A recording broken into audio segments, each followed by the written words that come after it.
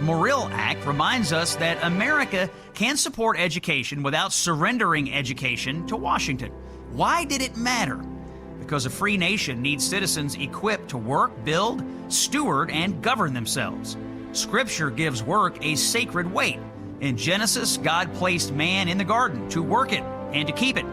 Proverbs honors the one who works his land. Paul warns against idleness and calls believers to earn their bread. Why does that still matter today? Because education should form capable people under God, not dependent subjects under bureaucracy.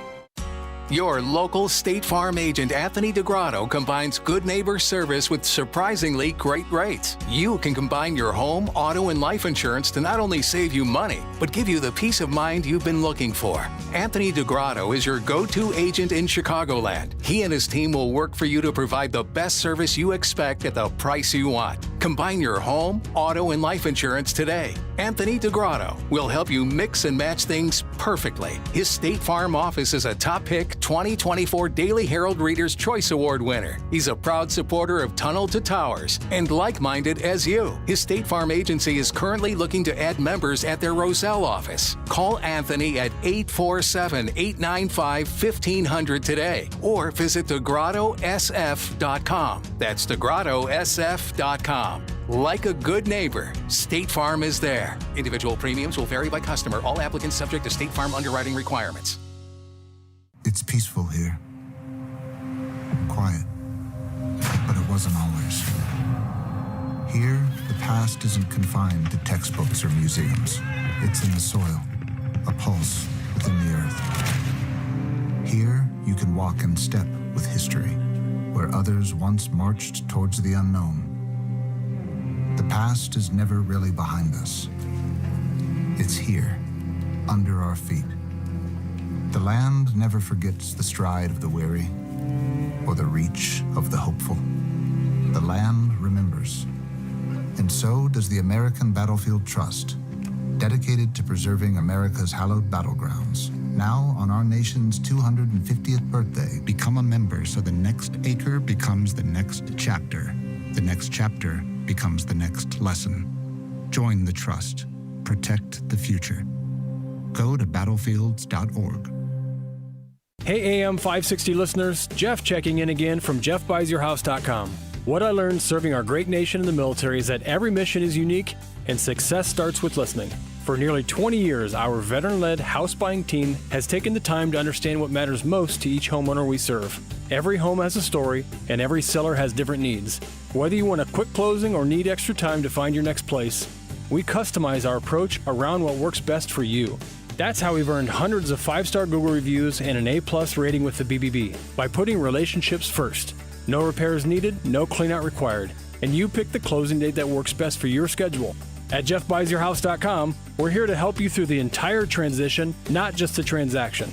Are you ready to work with a local team that takes the time to understand your home selling needs? Sell your house to the trusted source by calling us today at 630-895-9530. That's 630-895-9530 or JeffBuysYourHouse.com.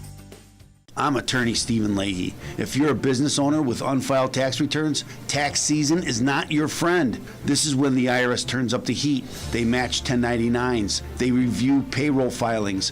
They compare bank deposits. And when returns are missing, they don't send you a warning. They take action. Penalties stack up fast. Liens become public. Bank levies can drain your account. I see it every year. Good business owners who waited too long, not because they're crooks, but because they were overwhelmed. Let me be clear, hiding makes it worse. Action makes it fixable. I help business owners get compliant, file what's missing, and negotiate from a position of strength, not fear. Don't wait for the next certified letter. Don't wait for a levy. Go to fightbacknow.com and sign up for my daily email. I'll tell you exactly what to do next, step by step. Or call me right now at 312-664-6649. Act now before the IRS acts first. Maybe you've thought about taking a cruise. Maybe you've even talked yourself out of it. But this is not just another vacation. This is the Gulf of America cruise. 7 days through the Caribbean with Mike Gallagher, Scott Jennings, Larry O'Connor, Jennifer Horn, and a ship full of people who love this country. No packing and unpacking, no complicated planning, just great destinations, meaningful conversations, and a once-in-a-generation celebration of America's 250th. This November, be there. Text CRUISE to 94878 to book your cabin today. What if the music stopped? If the familiar voices were silenced? If there were no breaking news updates? What if your companion and connection to your community came with a monthly fee? Don't worry, we're free local radio with you wherever you go, celebrating 100 years and looking forward to the next 100. We are broadcasters. Text radio to 52886 and let Congress know you depend on your local TV and radio stations. This message furnished by the National Association of Broadcasters. Now, your official weather forecast. Today, expect a mix of sun and clouds with lower humidity levels. The high will reach 73. Tonight will be mainly clear with a low of 59. Tomorrow's looking mostly sunny and delightful with a high of 79. As we head into Friday, anticipate nice weather with a blend of sunshine and a few clouds and a high of 82. I'm meteorologist Jason Catarina on AM 560, The Answer. Get the latest weather, traffic, and news updates online at 560theanswer.com. Portions of the following show may be pre-recorded. Now, from the Signature Bank Studios, this is Chicago's Morning Answer with Dan Proft on AM 560. The Answer.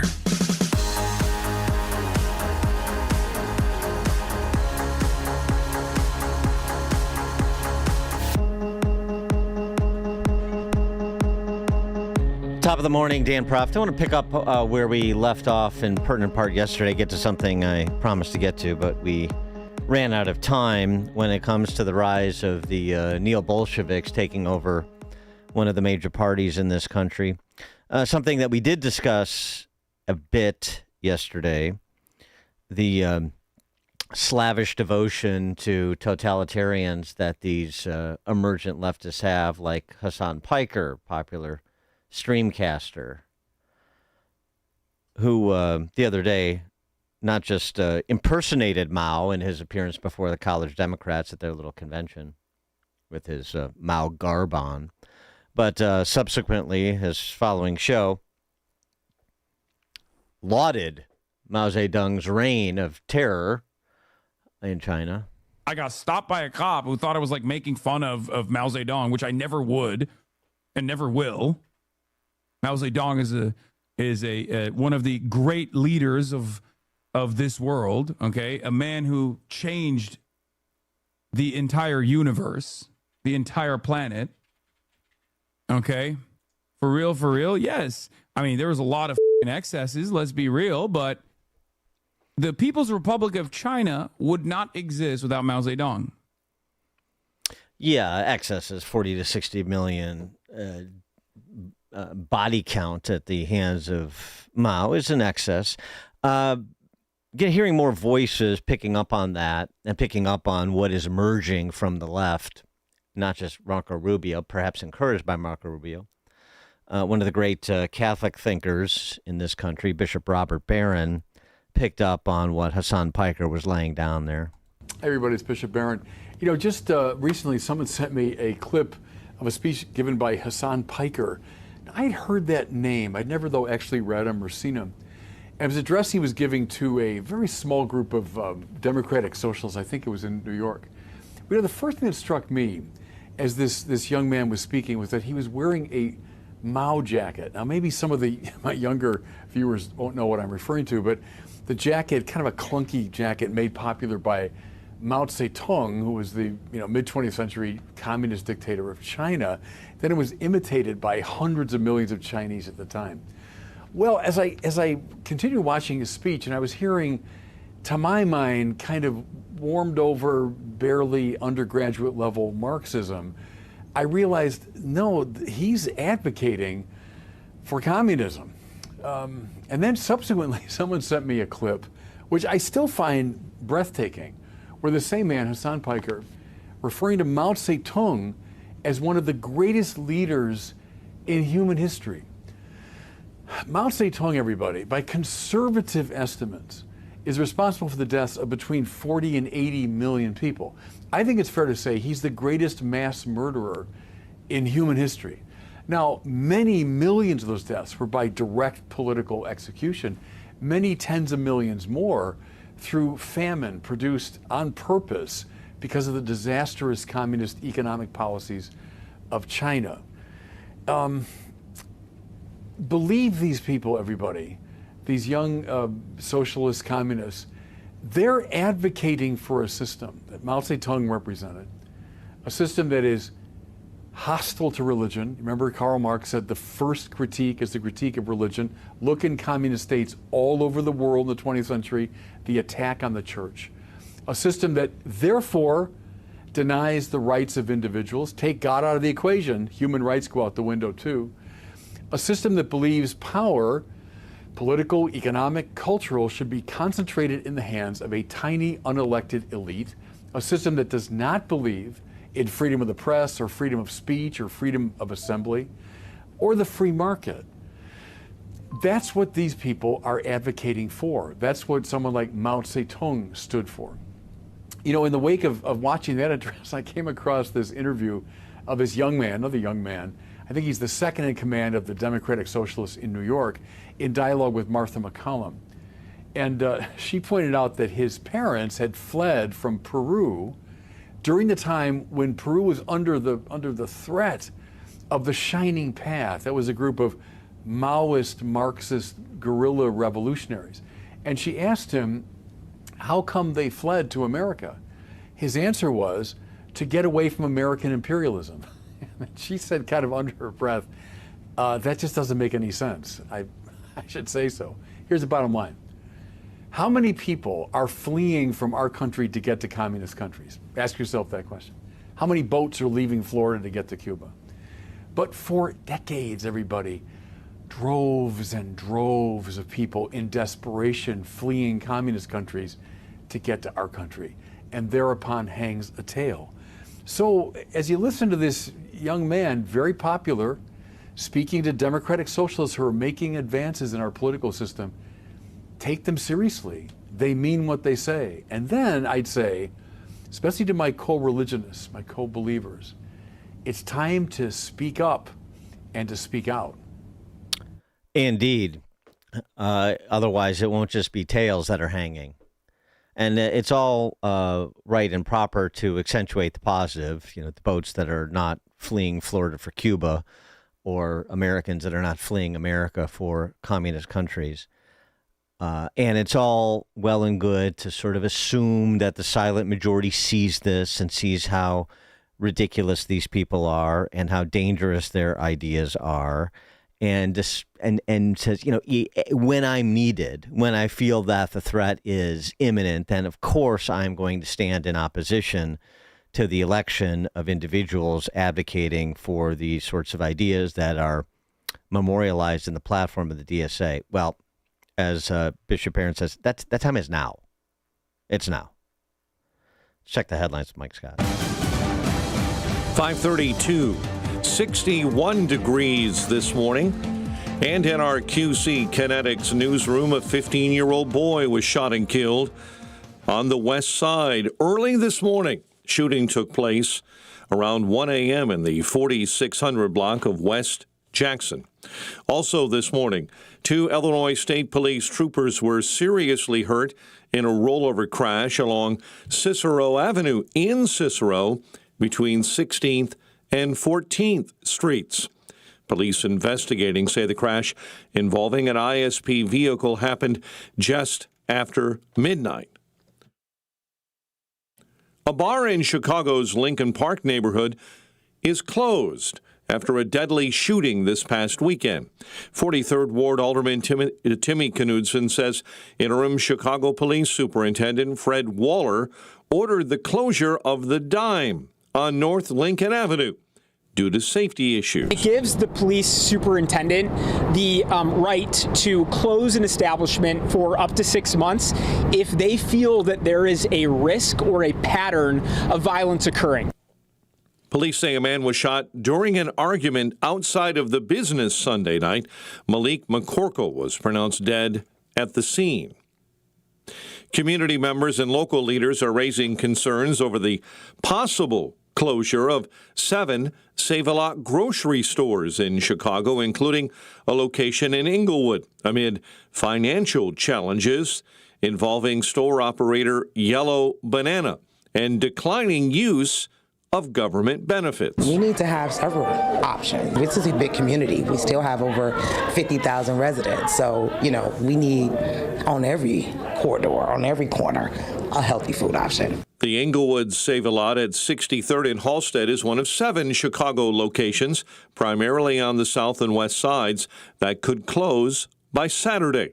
Mayor Brandon Johnson. What's happening at the federal level? It's what's causing the disruption at the local level, right?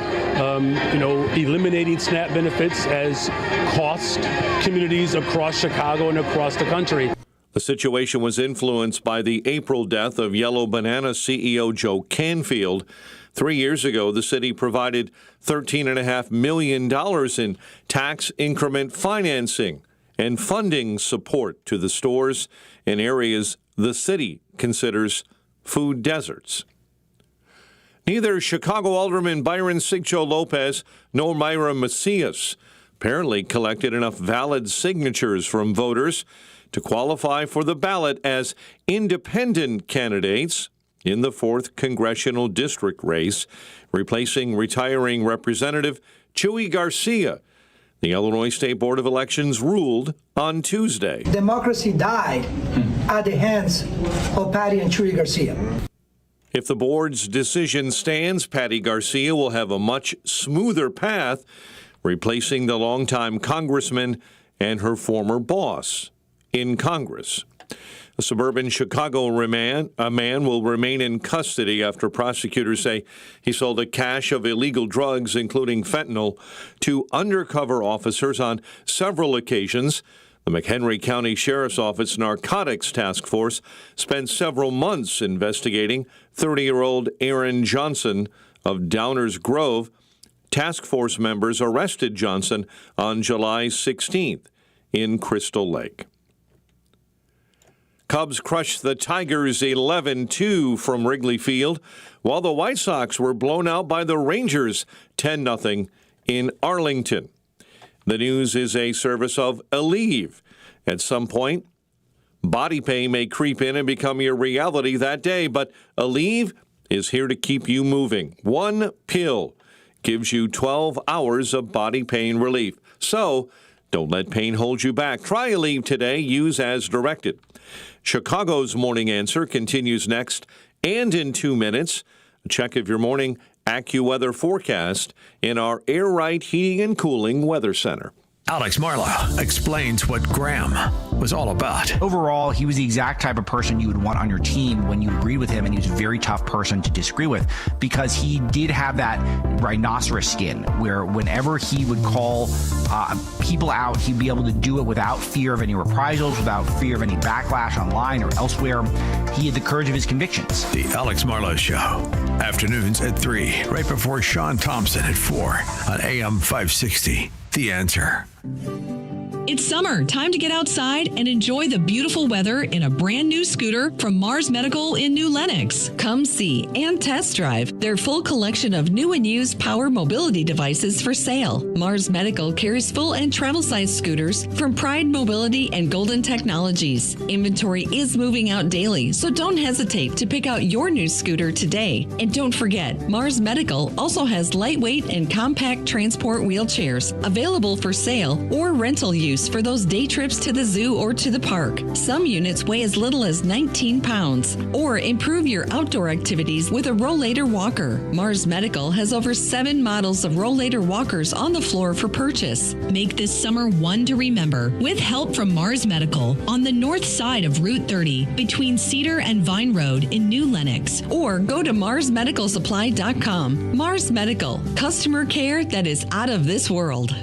The Stephanie Trussell Show speaks to the heart of where you live, work, and raise your family. Every week, Stephanie brings you the conversations that matter most, from our local neighborhoods to the halls of Springfield, covering the local issues and the real solutions. Stephanie sits down with the local leaders, candidates, and everyday heroes who are fighting to make Illinois a place you're proud to call home. Stephanie is your community, your voice. The Stephanie Trussell Show, heard Sunday evenings at 7 p.m. right here on AM 560, The Answer. The TV tide is turning, and millions of Americans are tuning to Salem News Channel.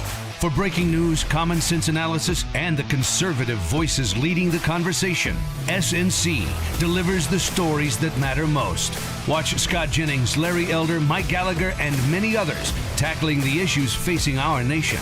Stream free on Pluto TV, Samsung TV, the Roku channel, and more. Salem News Channel. The news you want, the perspective you trust. Your home or business has storm damage and you have an insurance claim. Call Crosscom. Crosscom Construction and Public Adjusters. Today, insurance companies are notorious for offering way too little money to repair damage to your home or commercial building due to wind, hail, tornado, floods, or fire. Crosscom works for you, not the insurance company. As licensed adjusters, Crosscom will work to get you the money you deserve, the maximum payout. Call Crosscom. 630-871-5500. After they get you the fair insurance company result, Crosscom can start doing your repairs. Crosscom is a full construction and restoration company that will get your property back to its pre-loss condition, getting your life back to normal. Roof, siding, windows, doors, fire restoration, Crosscom does it all. Call Crosscom. Licensed in Chicagoland, Northwest Indiana, and Wisconsin. This is Dan Lights with Crosscom. We share your conservative and Christian values. Let us handle everything. It all starts with a call. 630-871-5500. CrosscomPublicAdjusters.com. Sponsored by Progressive Insurance. Protect your family, your phone, and your furry friends with life, electronic device, and pet health insurance. Now, your official weather forecast. Today will bring a mix of sun and clouds with lower humidity levels. The high will reach 73. Tonight, expect mainly clear skies with a low of 59. Tomorrow is said to be mostly sunny and pleasant with a high of 79. As we head into Friday, anticipate nice weather with a blend of sunshine and a few clouds, reaching a high of 82. I'm meteorologist Jason Catarina on AM 560, The Answer. Get the latest weather, traffic, and news updates online at 560theanswer.com. Now, from the Signature Bank Studios. If you're looking for the latest news, insight into what it means, and the sharpest opinion, there's only one station in Chicago where you can turn, and it's this one. We're AM 560, The Answer.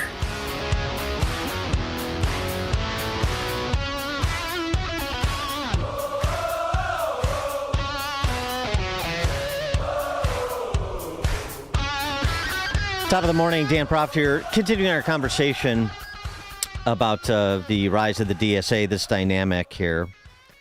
You know, the VDH had a riff on this the other day on his podcast, Victor Davis Hanson, of course, classicist. And it sort of speaks to what I said before the break in Mike Scott's News, which is, you know, the silent majority watching this, not buying it.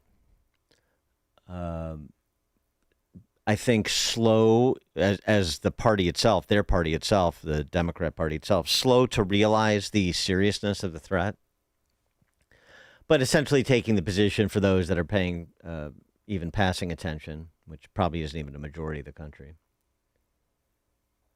I'll be there when I need to be there.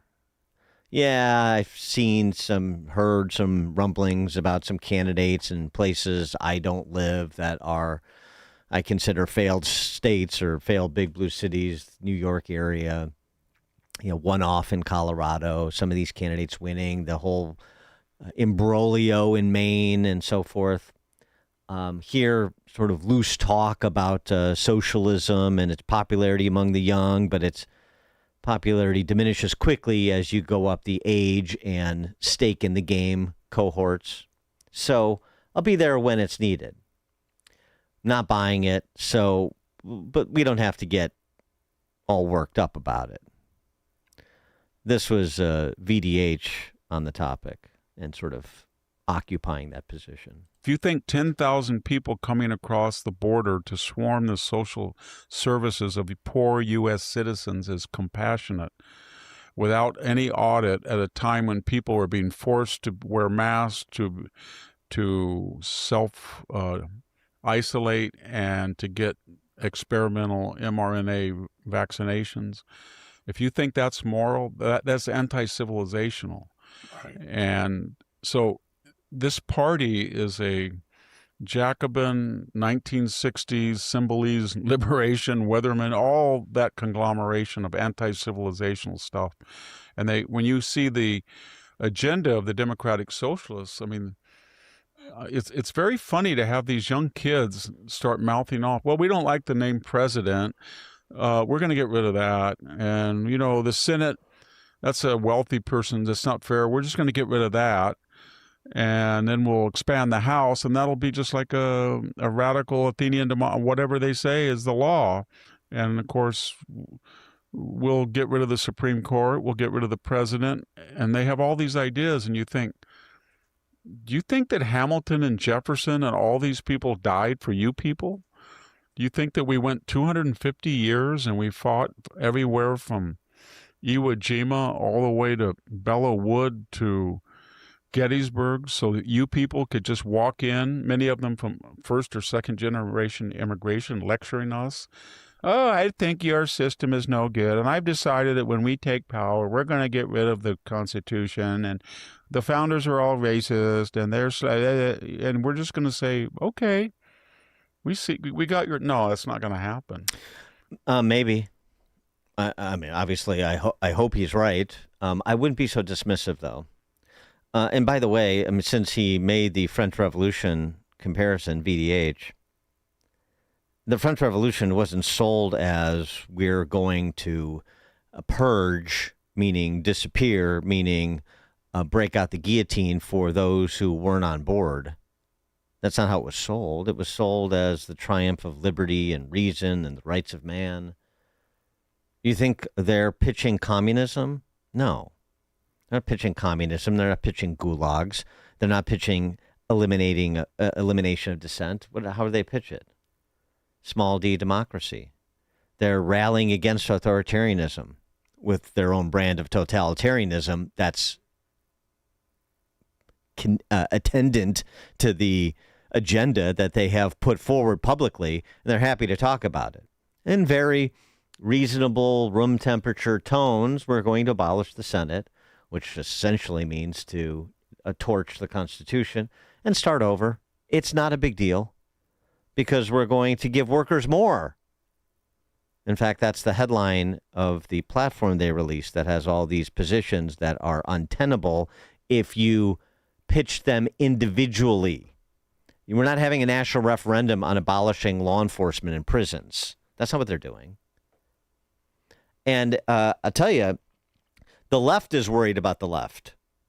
As well they should be, at least the ones that have some understanding of the last couple hundred years of this sort of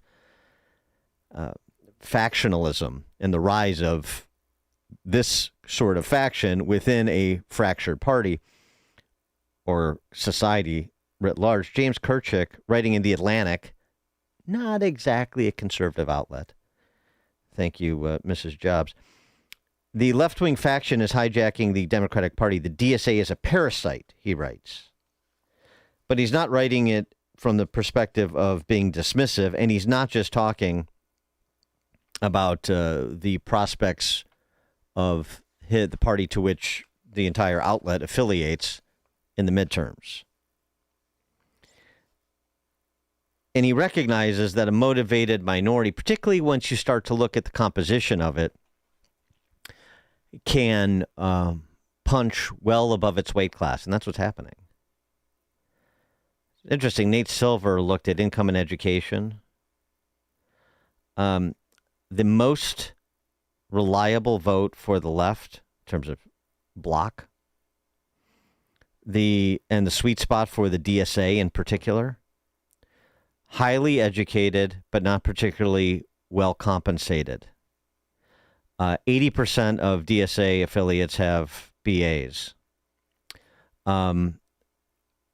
But many are sort of in the 45% of household incomes of DSA members below 60 grand. So you've got college graduates and those holding postgraduate degrees, but they're not making a lot of money. And they're motivated to obtain what they think they deserve by any means necessary, what they have frankly been conditioned to believe they deserve. The disillusioned. And it doesn't always work out for the disillusioned, because they're those disillusioned with the system and who become collaborators with true dyed-in-the-wool communist revolutionaries often wind up on the wrong side of the bars of those gulags, but they don't see that now. And so history, again, if it doesn't repeat, it rhymes. Writing in the Atlantic, the victories the DSA has recently enjoyed. The victories mark major milestones for the overall political strategy. Knowing that it doesn't have anything near the support to compete as a party in its own right, it opportunistically uses the Democrat Party ballot line to get its candidates elected. The DSA is not shy about its ultimate designs. A recent draft platform explicitly calls for the eventual formation of an independent political party rooted in the working class majority. That language was eventually scrubbed. Little about the DSA's membership of more than 100,000 people suggests any natural affinity or appeal to America's multiracial, geographically dispersed working class. Only 8% of those affiliated live in rural areas, as compared to 20% of the public. More than 80% had college degrees, as I was saying, twice the proportion among Americans overall. 85% are white. And so, you think that's a feature or a bug? Well, how is it being received within their own ranks? The party that they have parasitically attached to borrow from James Kirchick's piece in The Atlantic. Despite the faction's inability to win in purple or red districts, Democrat Socialists enjoy a net favorability of 17 points among Democratic voters nationwide, compared with just 4 points for Democrat members of Congress. More Democratic voters view socialism favorably than those who say the same of capitalism, by 24 points. One of the less, he makes the point of one of the less understood facts, because people are just waking up to this, and many have still not. The DSA, just sort of the latest iteration of this cultural Marxist movement that we have seen play out in the West over the last, going back to the French Revolution, but particularly in the last 100, 120 years. The DSA dates back to 1982. It was founded by a writer and activist named Michael Harrington. And the interesting thing, just to show you how quickly things can go off the rails and how what the vision of a founder was can be hijacked by subsequent generations of members, acolytes, apparatchiks. Michael Harrington, the founder of the DSA, was a staunch anti-communist and a Zionist. You think he would have a place in DSA today? No. In fact, they formally, essentially marginalized the Harringtonites within DSA ranks to become a party that is, you heard from Hassan Piker again this morning, lauds the glorious reign of Mao in China, does field trips to Havana to marvel at the wonders of communism on that island, and so on and so forth. And of course, being anti-Semitic is a litmus test for membership. 312-642-5600, alphawealthgroup.com, call and text line. This is Kirchick's, again, this is the author of this piece in The Atlantic, the DSA is a parasite. So coming from the left. He's looking for, the Arthur Schlesinger Juniors of the world in the modern day Democratic Party to rally to the problem here. Those are not to be found, or at least they haven't emerged yet, have they? In fact, those who you would think would perhaps try to fill that role, however imperfectly, from a couple of generations ago during the 80s, 70s and 80s, have essentially, Hassan Piker is not that bad. That's Ezra Klein wrote a piece about it in the New York Times, about him. This is Kirchhoff's characterization. Thus far, the American left is not having any significant debate on the disturbing rise of the DSA. To save their party and American liberalism, Democrats will need to reach back into their own history to the early years of the Cold War, when liberal titans like Arthur Schlesinger Jr. sought to purge the Democratic Party of communist influence.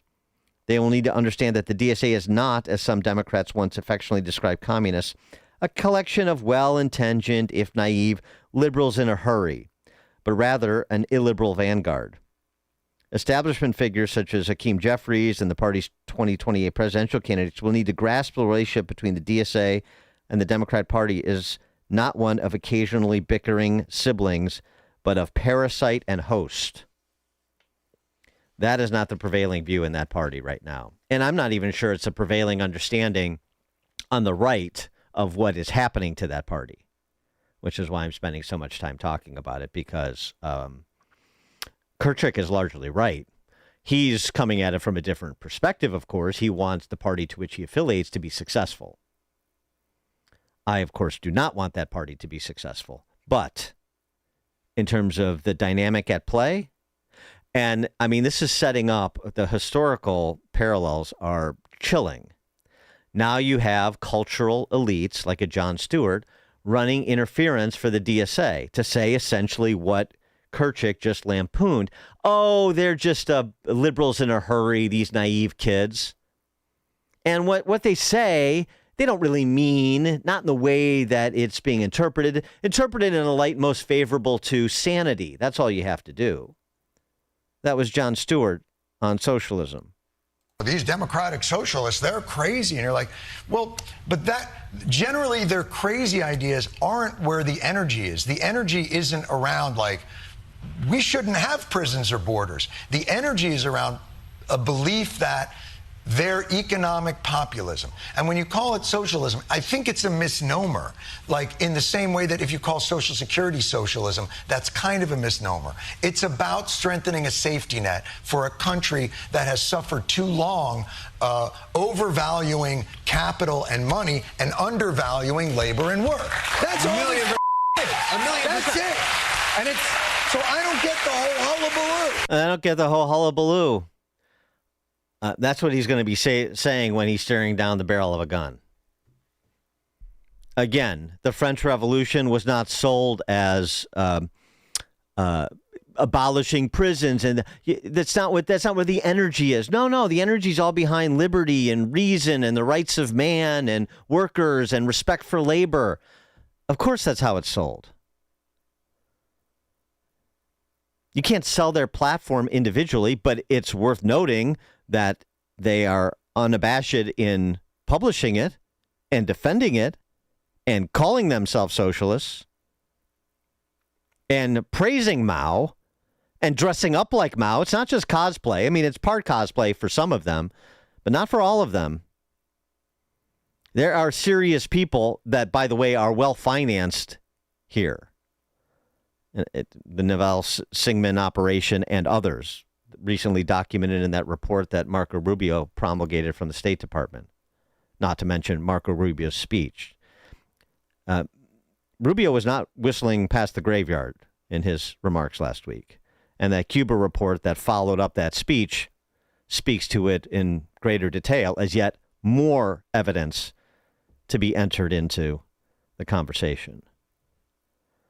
Mike in Green Bay, you're on Chicago's Morning Answer. Hey, Dan. Yeah, up here, Francesca Hong is a clear front runner to be Democrat nominee for governor, and she is scared of her own party. Governor Evers is actually trying to recruit some other unknown, I'd say a little bit more sane candidate, but like I said, it's not going to work. I mean, because all the energy is behind her. It kind of reminds me of the 2016 Never Trump movement, which failed. But my issue, some of the Republicans up here and their attitude towards her, because they have this idea, yeah, we want her to become the nominee because makes it easier for her to win.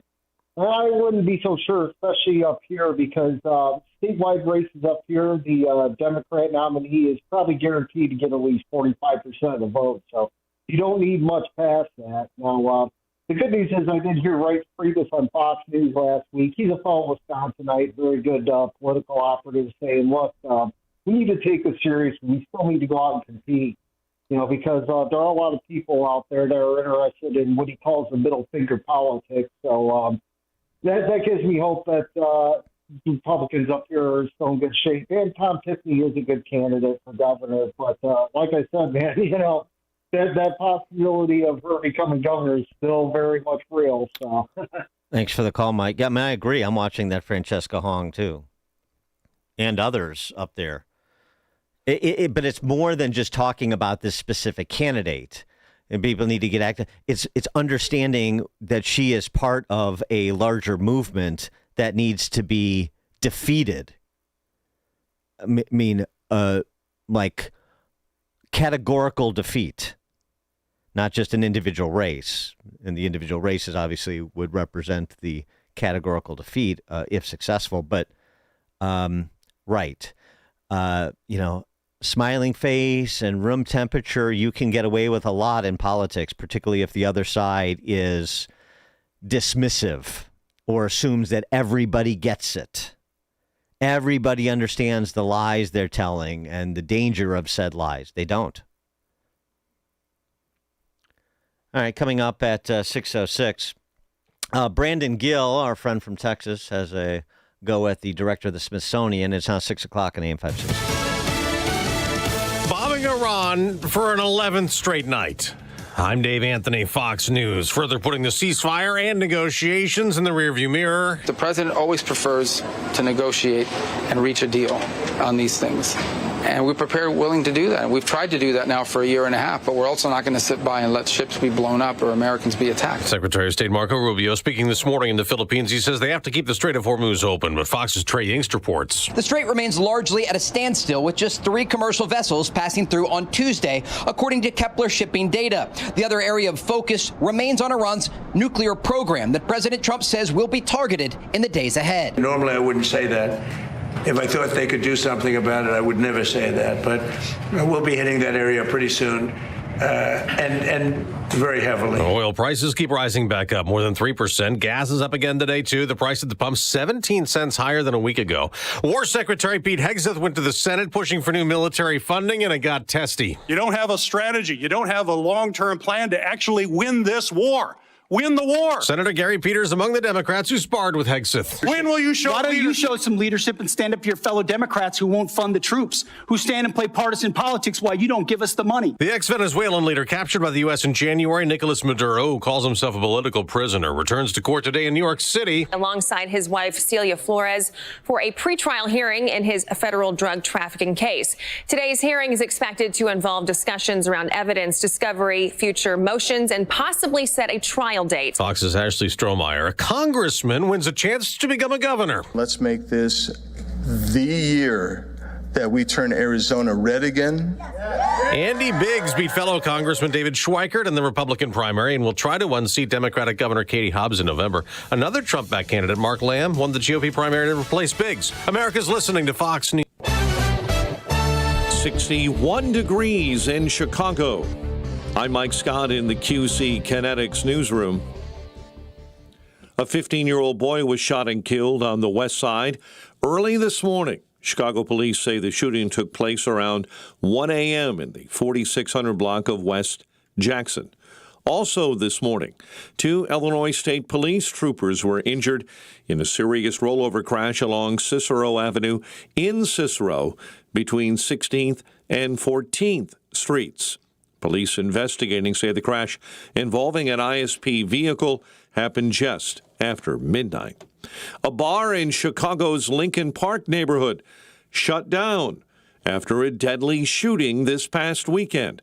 43rd Ward Alderman Timmy Knudsen saying interim Chicago Police Superintendent Fred Waller has ordered the closure of the Dime on North Lincoln Avenue. It gives the police superintendent the right to close an establishment for up to 6 months if they feel that there is a risk or a pattern of violence occurring. Police say a man was shot during an argument outside of the business on Sunday night.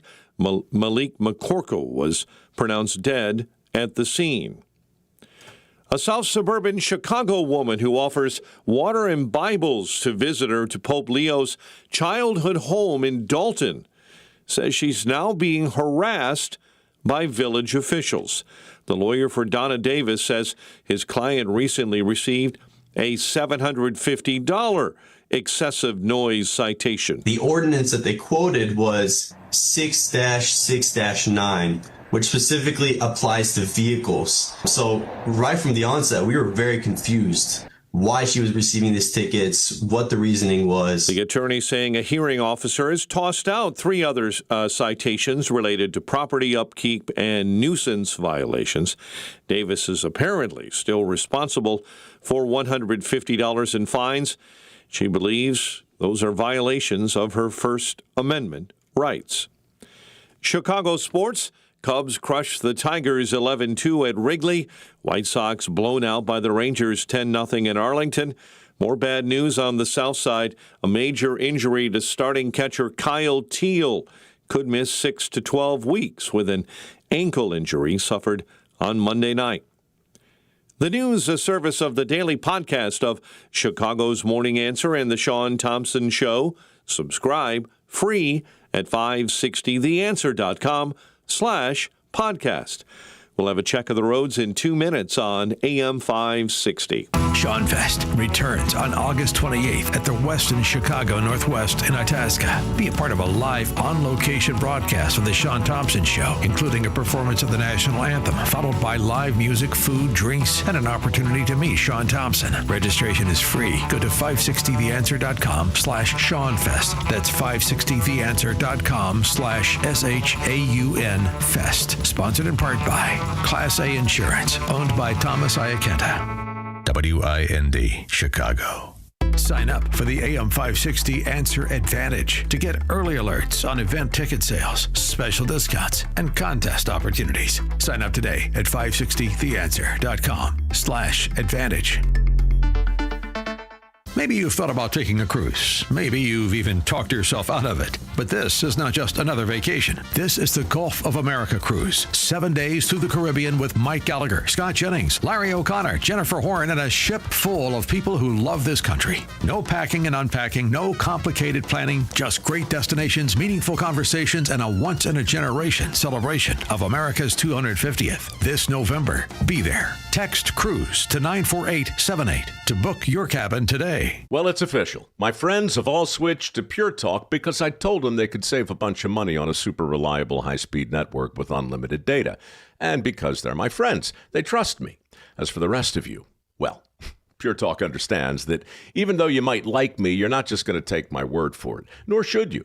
For that reason, and for a very limited time, Pure Talk is offering any of their plans for just $15 a month for the first 3 months, including their top-tier unlimited plan that normally sells for $65 a month. Think of it like a test drive, a super simple way to save $150 while you kick the tires on Pure Talk's blazing fast network, and a fine way to see for yourself why I switched from big wireless, along with a few 100,000 of my closest friends. Dial pound 250, say Mike Rowe, and be connected to Pure Talk's friendly U.S. customer service team. Again, dial pound 250, say Mike Rowe, and let the savings begin. John was an active man. He'd go for runs, walk the golf course, and always take the stairs instead of the elevator. But then bone-on-bone knee pain got in the way and affected his mobility. It became too painful to even go for walks. And when it seemed like John's only option was knee replacement surgery, a friend told him about the Joint Relief Institute and their affordable, non-surgical knee pain relief. John met with the Joint Relief Institute and discovered their lubricating gel treatment could rejuvenate his lost cartilage. Safe, effective, no surgery. Long story short, John is now back to being active without pain or medication. There is an alternative to knee replacement surgery. Stop living in pain. Call the Joint Relief Institute today, 708-315-6800, or visit jointreliefinstitute.com. Locations in Glenview, Oak Brook, and Orland Park. That's 708-315-6800. Medicare and most private insurance plans accepted. Reclaim your mobility with the Joint Relief Institute. Gain insight into building strong marriages and raising godly children with Focus on the Family with Jim Daly each weekday at 11:30 a.m. on our sister station, AM 1160. Hope for your life. 6:08 Team Hochberg Traffic Center time, a service of AutoZone. Kennedy inbound, jamming up Cumberland to Foster this morning. Early delays on the Bishop Ford inbound between 111th and the Dan Ryan merge. You've got exit ramp delays southbound on the Tri-State to westbound I-190 this morning. Get in the zone, starting stronger at AutoZone, where they've got battery solutions in the form of free battery testing, free battery charging, and replacement batteries that fit your needs. America's #1 battery destination. Get in the zone, AutoZone. Chicago's Morning Answer continues next. But first, check of your forecast in the Air Right Heating and Cooling Weather Center. Today will bring a mix of sun and clouds with lower humidity levels. The high will reach 73. Tonight, expect mainly clear skies with a low of 59. Tomorrow is said to be mostly sunny and pleasant with a high of 79. As we head into Friday, anticipate nice weather with a blend of sunshine and a few clouds, reaching a high of 82. I'm meteorologist Jason Caterina on AM 560, The Answer. Get the latest weather, traffic, and news updates online at 560theanswer.com. This hourly segment is brought to you by Goldilocks, offering smart security systems to homes and businesses. Call Goldilocks at 708-889-5600. Now, from the Signature Bank Studios, this is Chicago's Morning Answer with Dan Proft on AM 560, The Answer.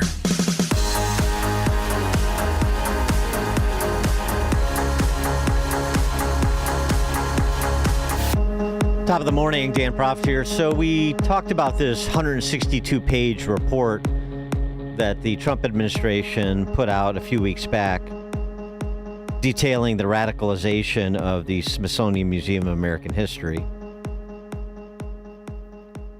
where you have exhibits that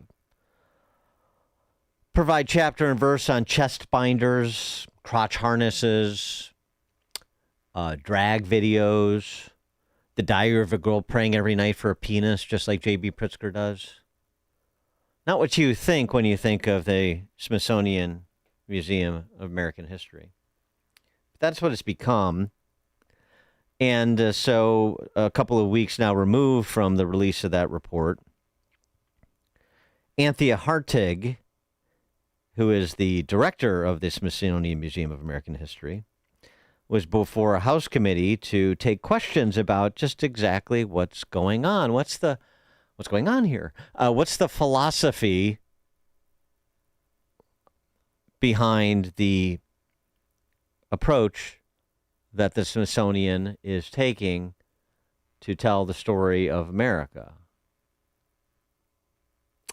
And Brandon Gill, who is a pretty good cross-examiner, if you haven't noticed, Republican from Texas, provided pretty entertaining back and forths with Miss Hartig, the director of the museum, on some of the content that was contained in that report. It always surprises me how unprepared, I guess it just doesn't matter, they're so insulated, they don't feel like they need to prepare, how unprepared someone like Ms. Hartig is when she appears before a congressional committee, knowing this report is out there, what it contains, how conservatives are receiving it, but is completely unprepared to provide any sort of reasonable responses to very unreasonable things that were documented in that report. And so Brandon Gill just used the opportunity to allow her to make a fool of herself, which she dutifully did. But there's something that's missing from these entertaining exchanges that you'll hear momentarily. And I want to get to that as well because it relates to the conversation that we were having last hour. Brandon Gill and the director of the Smithsonian Museum of American History, Anthea Hartig, on the issue of objectivity when it comes to telling America's story. Would you say that the goal of history is to be objective?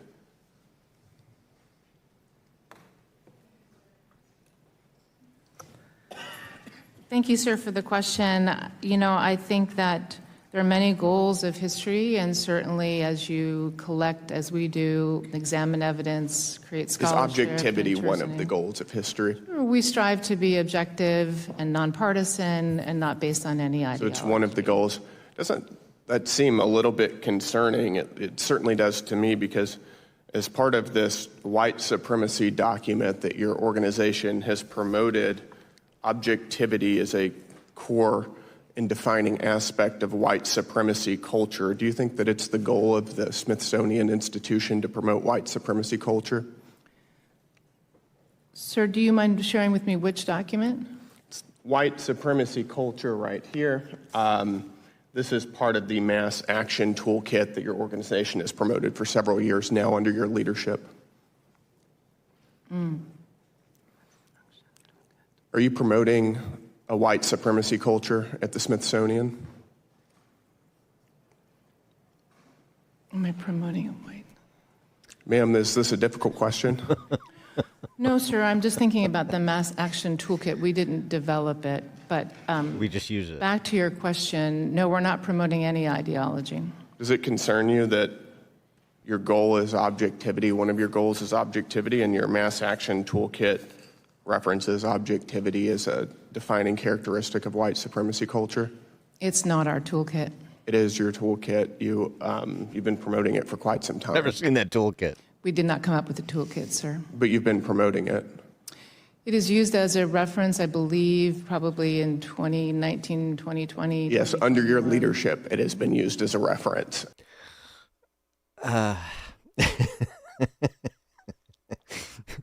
That's not our toolkit. It is your toolkit. It's not my toolkit. Yeah, we just use the toolkit. Okay. Right. And of course, the irony of saying, of course, we believe in objectivity, accuracy, but objectivity and accuracy are tools of white supremacy. And that is just lost on Ms. Hartig, or she can't follow the thread of logic there. On to, other fun topics. Mickey Mouse. Racist. Is Mickey Mouse racist? Mickey Mouse is not racist. It's not racist. According to the Smithsonian Institution, one of your exhibits referenced Mickey Mouse as representing, quote, vestiges of longstanding traditions of blackface minstrelsy. Would you describe that as racist? No, the historical trajectory of the origins of Mickey Mouse tie directly so Mickey Mouse is rooted in racism. Is that your testimony? No, sir, it's rooted in minstrelsy. Minstrelsy, you don't think that blackface minstrelsy is racist? It had certain obvious racial overtones that have been well documented. Do you think that that's problematic, that Mickey Mouse also has those racial overtones? It's not for me to determine what's problematic. It's determined to me what's accurate.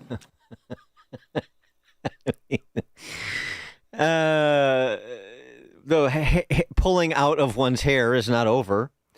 The Mickey Mouse Q&A, I mean, not on the Brandon Gill side, the Mickey Mouse answers you're getting from Ms. Hartig continued.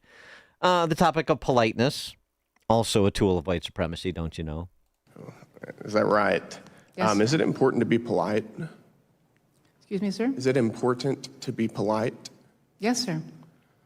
It's also interesting because the same mass action toolkit that your organization has been promoting references politeness as a defining characteristic of white supremacy culture. Ma'am, are you a white supremacist? No, sir. You're not? You're polite. Can you help me square why your organization says that being polite is part of being a white supremacist? I'm not exactly familiar with that passage of the Mass Action Toolkit, which is not I can show you the one that we passage. It's been developed. used as a reference under your leadership, right? Pardon me? I said I just read you the passage from it. And then your question was, sir? We're going to move on. I feel his frustration. Yes, in the toolkit that she didn't develop, but they use, but she's not familiar with, and she disagrees with, apparently, at least when applied, if you apply the strictures of it to her.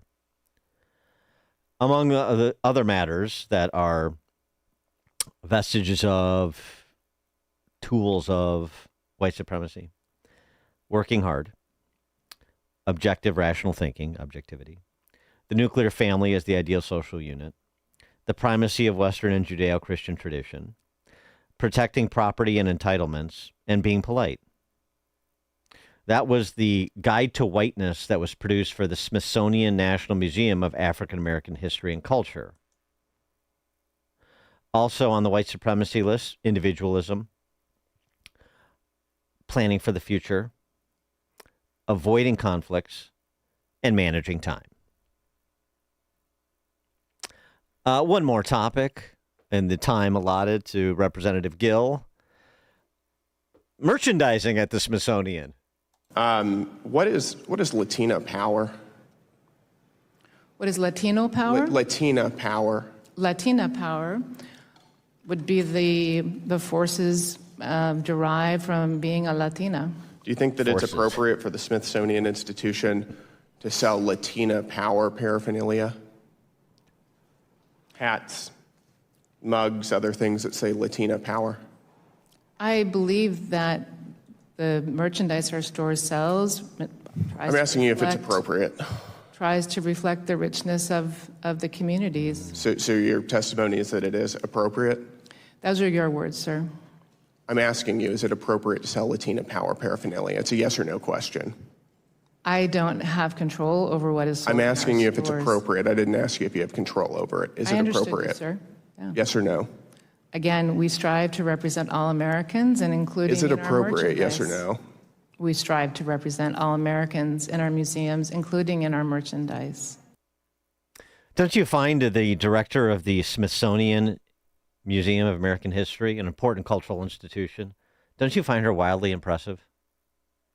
Are you wowed by the intellectual power that was put on display there? Uh-huh. Let me ask you a question, Ms. Hardig. Do you think it would be appropriate if the Smithsonian sold merchandise, mugs, T-shirts that said white power? How would that go over? You think that would kick up any dust over there at the museum on Capitol Hill? 312-642-5600, alphawealthgroup.com. Call and text line. So that was fun. I mean, I don't know how much fun it was for Brandon Gill, although I do think he was enjoying himself a little bit because she was making a fool of herself and he was facilitating that. She is a fool, so it's good to put that on display. But the thing that it misses is this is an important cultural institution. And this is part of the DSA program that was platformed by the previous administration, as you just heard documented in specific terms.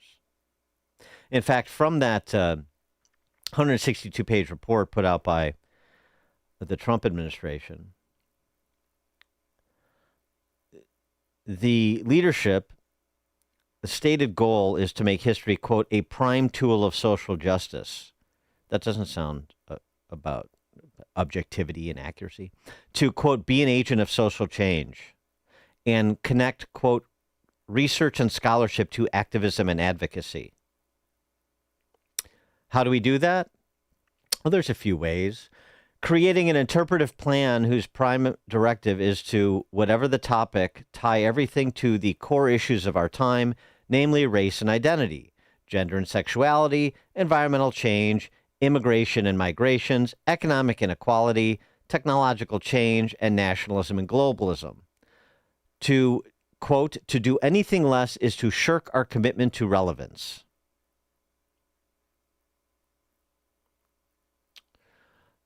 Launch a Center for Restorative History to encourage systemic change within the Smithsonian for the purpose of, quote, transforming the national historical narrative, restructuring institutional priorities, and privileging knowledge production in the communities that have been silenced or overlooked by museums and other educational institutions, which include but are not limited to, and here comes the alphabet soup, BIPOC, LGBTQ+, people who have intersecting identities within these communities.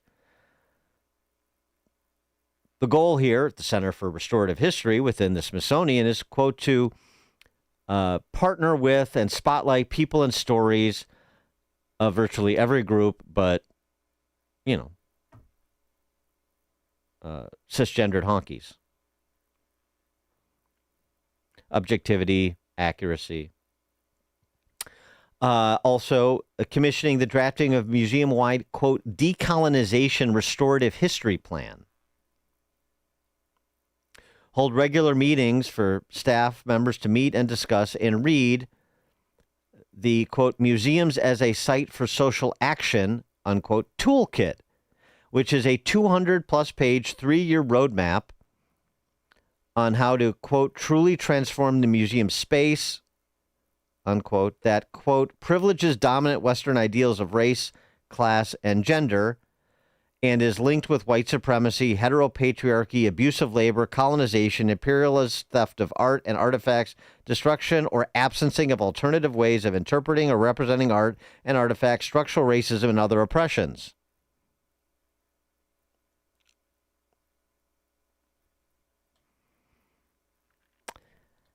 Antonio Gramsci, he was, I guess back in the day, 100 years ago, you would have called him a neo-Marxist because he broke from classical Marxism that focused on economics and spoke of the cultural hegemony of the bourgeois that needed to be attacked. He mainly wrote while he was imprisoned by Mussolini and died shortly after his imprisonment. But I'm sure many Italians of the day, languishing under Mussolini's fascism, he did not make the trains run on time, by the way. So Gramsci, well, he's opposed to Mussolini, therefore he's for the working man, therefore this is what's going on today. How this is all being spun. Gramsci, as I said, was focused on achieving cultural dominance. Once you achieve cultural dominance, then you can seize political and economic power. That was his viewpoint. And that informed and really propelled the Frankfurt School, which we've talked about before. I won't go down that rabbit hole again. But these institutions that were built and these philosophies that were developed that have been adopted by generations of illiberal types who have run through all of the mediating institutions in the West. Have you noticed? Starting with the schools. But pick an institution, any institution, and you'll find that Gramsci's approach is the one that has been essentially further developed through the application of identitarianism. All those alphabet soup acronyms I was just mentioning that are in the Smithsonian Toolkit to be used as reference for Smithsonian employees to inform the exhibits and the telling of history done at the museums that the director is vaguely familiar with, but it's not her toolkit, but it's used as a reference.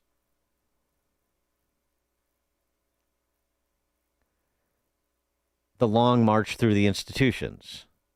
That's what's happened in the last 100 years, and certainly not just in Italy or Western Europe. Cultural power, the pathway to political and economic power. And to some extent, that certainly happened in big city America, wouldn't you say? Don't you find? And now they feel pretty optimistic about scaling it. And maybe they should, based on the general lack of appreciation for what's happening and the relative ennui that is being provided as a response to what's happening. George in Naperville. Yes, Stan, do you know if any Italian stallion T-shirts were offered at the museum gift shop? I don't know. It's a great question, George. Thanks for that.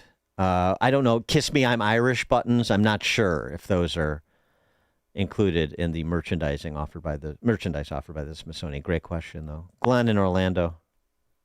Yeah, she couldn't answer the question if America was the greatest country ever.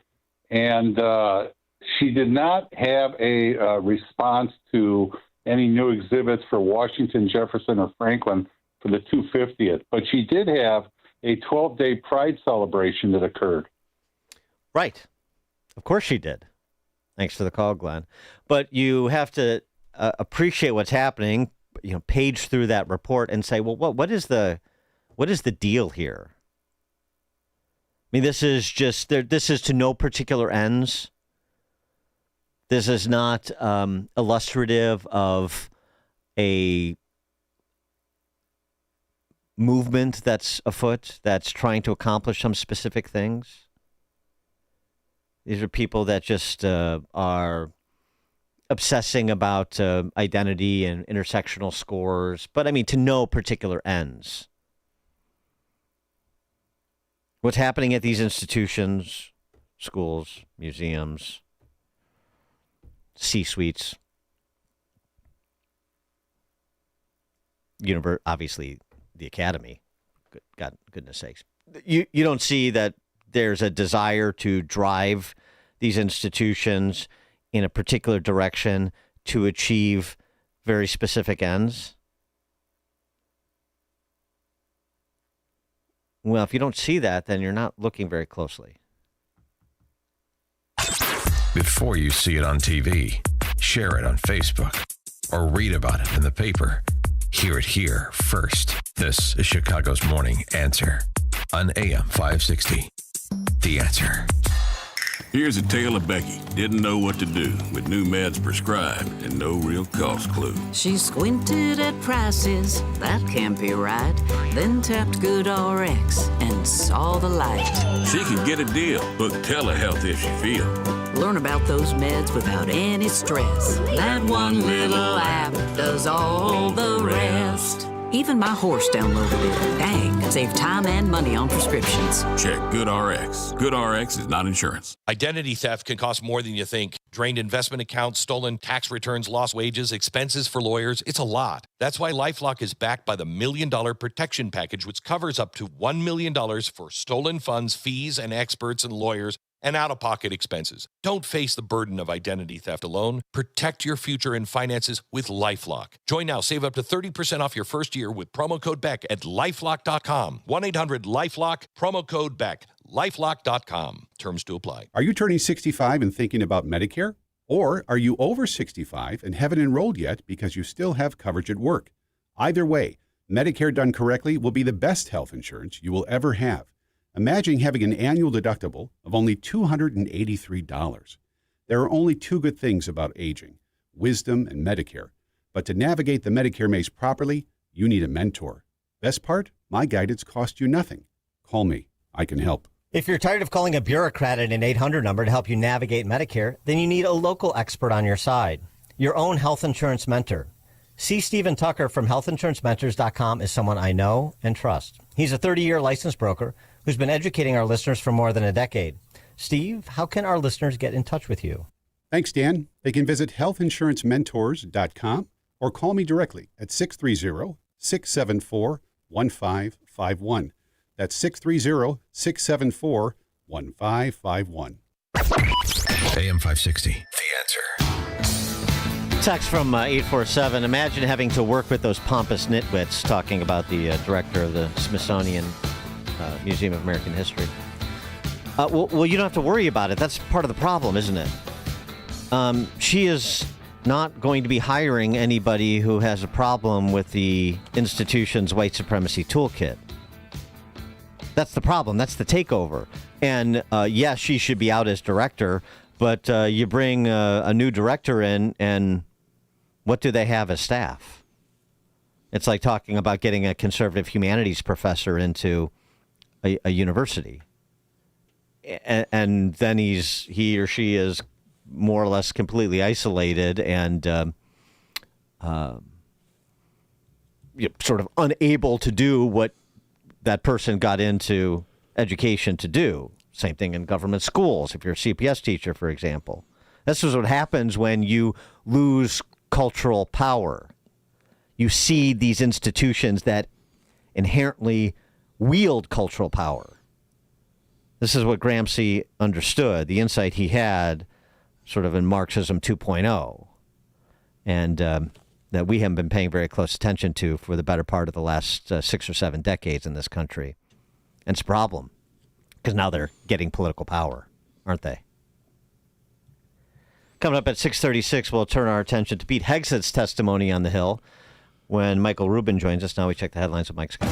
Still can't find the "You're not much if you ain't Dutch" T-shirts at the Smithsonian.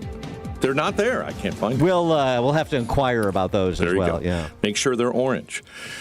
In the QC Kinetic newsroom this morning, a 15-year-old boy was shot and killed on the west side. Shooting took place about 1 o'clock this morning in the 4600 block of West Jackson. Also this morning, 2 Illinois State Police troopers were injured in a serious rollover crash along Cicero Avenue in Cicero between 16th and 14th Streets. Police investigating say the crash involved an ISP vehicle and happened again just after midnight. We're watching Tropical Storm Bertha moving toward Louisiana. Storm's currently about 50 miles east-northeast of the mouth of the Mississippi River. Sustained winds at about 50 miles an hour. A soldier declared missing after an Iranian attack on a base in Jordan believed to be dead. Pentagon identified that soldier as 28-year-old Angel Rampersad. About 5,000 people are under evacuation orders this morning. They're in the path of a fast-spreading wildfire in California's Bay Area. CAL FIRE says the blaze, called the Little Fire, broke out Tuesday afternoon in the dry hillsides about 30 miles south of San Francisco. Neither Chicago Alderman Byron Sigcho Lopez nor Myra Macias collected enough valid signatures from voters to qualify for the ballot as independent candidates in the 4th Congressional District race to replace the retiring Chuy Garcia. The Illinois State Board of Elections made that ruling on Tuesday. Democracy died at the hands of Patty and Chuy Garcia. Macias and Sigcho Lopez and another independent candidate, Chris Getty, filed to run as independents. State law requires them to each collect 10,816 valid signatures. By comparison, Patty Garcia, who remains on the ballot, needed just 697 valid signatures to qualify for the ballot as the member of an established political party. Now, that high threshold for candidates to qualify for many Chicago area election races remains part of the legacy of the Democrat machine, crafted by former Mayor Richard J. Daley and perfected by his son, former Mayor Richard M. Daley. Over $86 million has been making its way back to small businesses impacted by tariffs imposed by President Donald Trump. Illinois Governor J.B. Pritzker is still demanding more refund checks, he says, for Illinois families. And it has made life more expensive, about $1,700 per family. Oh, by the way, the Supreme Court has ruled that it was unconstitutional, the imposition of those tariffs. He still hasn't paid people back. In a podcast appearance, Pritzker doubled down on his demand for $1,700 tariff refund checks to be sent to Illinois families. Chicago sports, Cubs crushed the Tigers 11-2 from Wrigley, while the White Sox were blown out by the Rangers 10-0. The news, a service of Steiner Homes. Building homes is more than a business. It's calling. Family-owned, dedicated to building custom homes with care, integrity, and craftsmanship you can trust. SteinerHomesLTD.com. Steiner Homes, love where you live. We'll have a check of the roads coming up in 2 minutes on AM 560. Mike Gallagher believes it's time for civility. Is it ever too soon to attack viciously a political figure who dies? Because people feel emboldened, empowered to say some of the most dreadful things about somebody who has just died. The Mike Gallagher Show, weekdays at 9 on AM 560. The Answer. Maybe you've thought about taking a cruise. Maybe you've even talked yourself out of it. But this is not just another vacation. This is the Gulf of America cruise. 7 days through the Caribbean with Mike Gallagher, Scott Jennings, Larry O'Connor, Jennifer Horn, and a ship full of people who love this country. No packing and unpacking, no complicated planning, just great destinations, meaningful conversations, and a once-in-a-generation celebration of America's 250th. This November, be there. Text CRUISE to 94878 to book your cabin today. Here's the deal. The government is over $38 trillion in debt, which means the IRS isn't slowing down. And the tax code is complex and unforgiving. So it's not surprising if you're one of the millions of Americans that owe back taxes to the IRS. Unfortunately, they're the world's most powerful collection agency, with the ability to garnish your wages, seize your bank accounts, and even take your home or business. But don't be stressed or worried any longer. We're Optima Tax Relief, America's most trusted tax resolution firm. We have resolved over $3 billion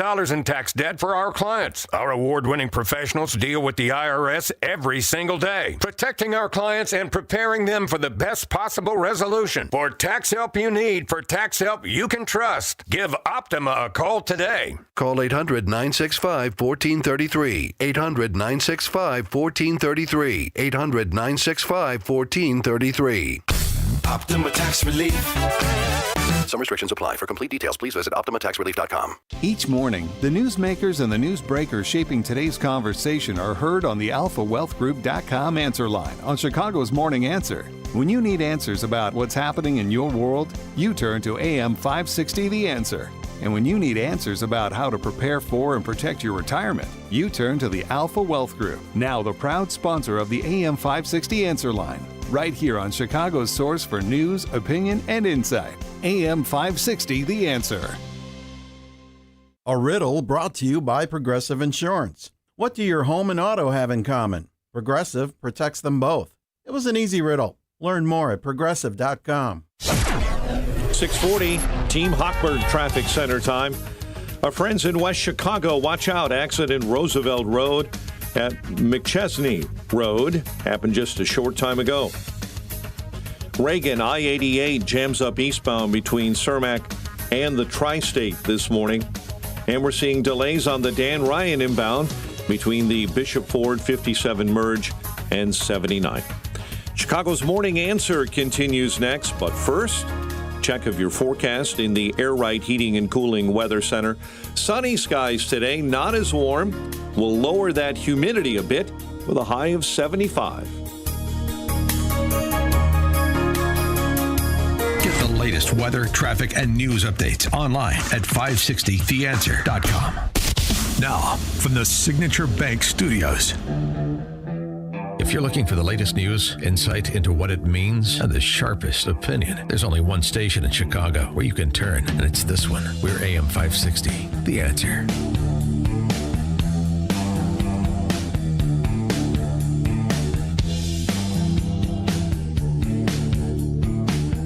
Top of the morning, Dan Proft here. President Trump saying, Pickaxe Mountain is on the hit list. Pickaxe Mountain, the location of Iran's last nuclear site that was passed over during Operation Midnight Hammer last summer.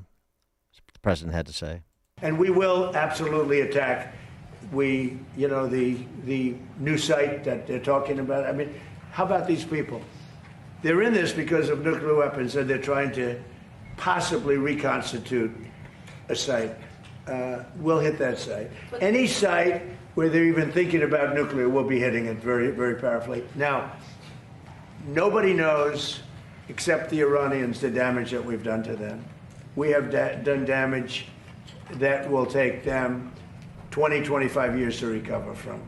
So if we left tomorrow, we had a big success, but we're not leaving tomorrow. Hegseth was on the Hill asking for more funding from Congress. Put the price tag so far at the Iranian war at just under $40 billion. But also said to the Senate, the good senators that before whom he appeared, you need to have some perspective here. Aren't you the same people that are saying we need to be committed to Ukrainian victory over the Russians? But I sit in front of a committee that wants to talk about winning a war that's been going on for 4 years and talks about strategic defeat of a conflict that's been going on for 4 months to prevent Iran from getting a nuclear bomb. I would hope for some perspective in this town of the historic nature of what President Trump is undertaking. Do you want radical Islamists to have a nuclear bomb that can stare down the world? Because I have limited time. Yeah, Jean Shaheen doesn't want to hear the speech. Of course she doesn't. But and that's a fair point that Hegseth is making. Of course, that point has been undermined by the Trump administration, starting with the president, over the last 3 months because of the declarations that the military portion of the program has now been completed, that the Iranians were seeking peace and looking to turn over a new leaf, and all of the other rather incredible statements that were made that turned out to be untrue. How else do you say it? Here's where we are with the president initiating the last 10 days of bombing and saying we're not leaving tomorrow, and Pickaxe Mountain is next up on the hit list. And then Hegseth got into a fiery exchange with Michigan Senator Gary Peters on the larger topic of when do we win this?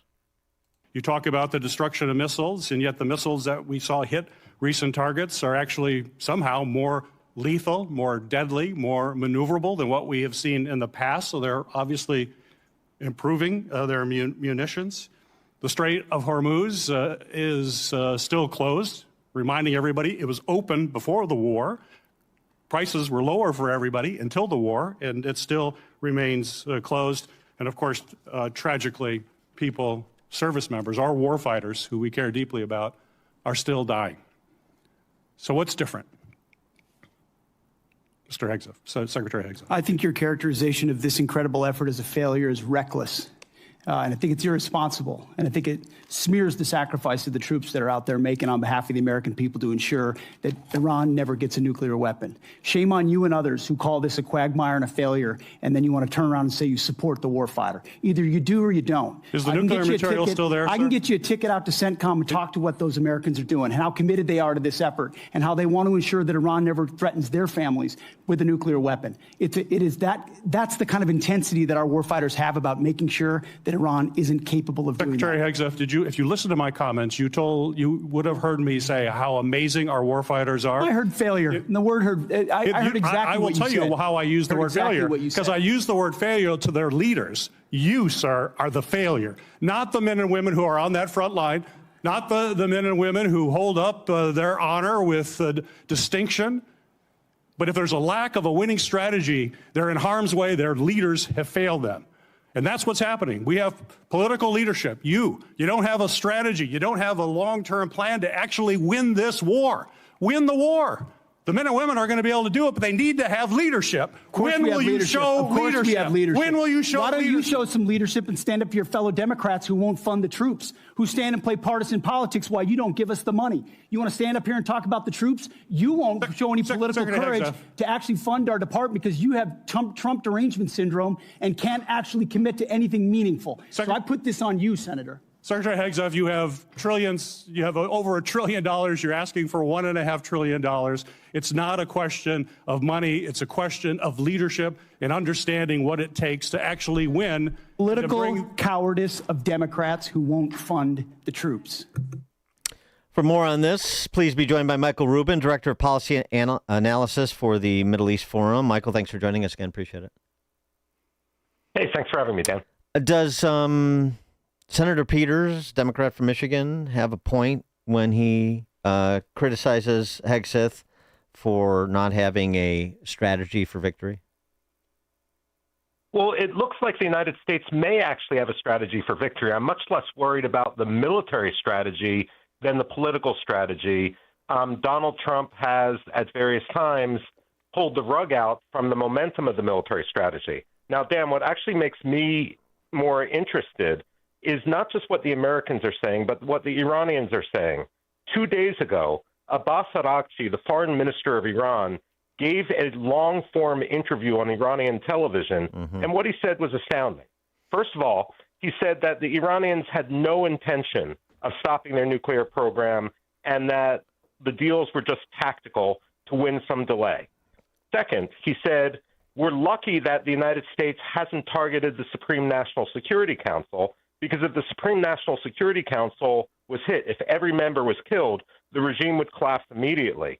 If I were Donald Trump, I would say, thank you very much, Foreign Minister Araghchi, for your suggestions on strategy. We will carry that out now.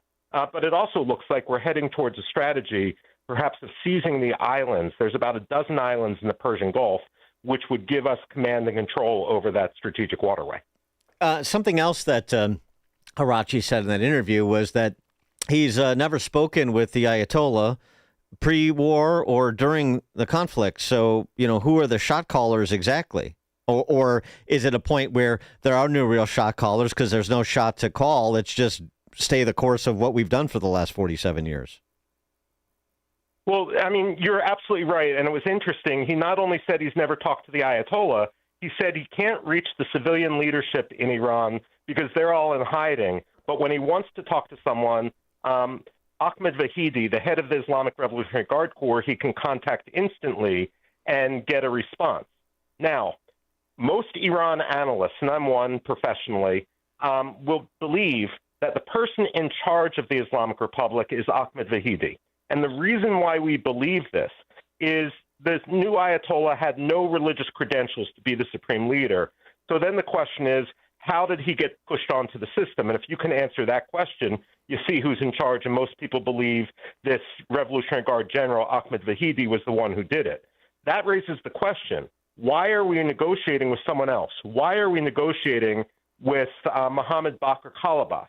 To put this in real estate terms, because Donald Trump and his team come from a real estate background, it's like negotiating with a doorman for a skyscraper rather than negotiating with the owner. Yeah. So we've got to negotiate with the owner. In that case, it's Vahidi. I like the simile. And does that also then call into question why we're allowing the Qataris and the Pakistanis to act as facilitators? Yeah, well, this is a constant problem I have with American diplomacy across administrations. You never want to choose a mediator that wants to see you lose. The idea that we would put our national security, we would put our national security in Pakistan's hands after they sheltered Osama bin Laden.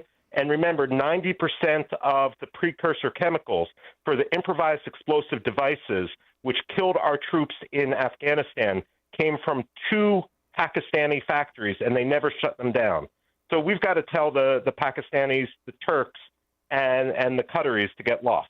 So you going back to what you said about what Araghchi said in terms of I'm glad they didn't hit where the Security Council is and so forth. So what's your reaction to Trump publicly saying effectively that Pickaxe Mountain is on the hit list and sort of recommitting and using the sort of language of recommitment that he started this campaign with, that it's going to be no nukes. We're going to take it out. We're either going to obtain the enriched uranium or make it the situation on the ground such that the Iranians can't access it. We're not going to allow them to move centrifuges around. This is effectively what he's saying. To restart the program at some new undisclosed location, that there's a real commitment to make sure that one of our must-haves is indeed obtained. And, by the way, we're also going to effectively, it seems they're saying, use military force to resume control of the strait, and we hope that we can get a little bit more support, particularly from Western Europe, than we've gotten to this point. Well, Dan, I'd say what you just said, asked and answered. But one point which I think is imperative for critics of Donald Trump's strategy to understand, when they will say, why are we doing this militarily? Why can't we just use diplomacy and strike a deal? And of course, in an ideal way, that would be far better. But the thing to understand, for example, about International Atomic Energy Agency inspections is they are only allowed by their own charter to inspect declared nuclear sites.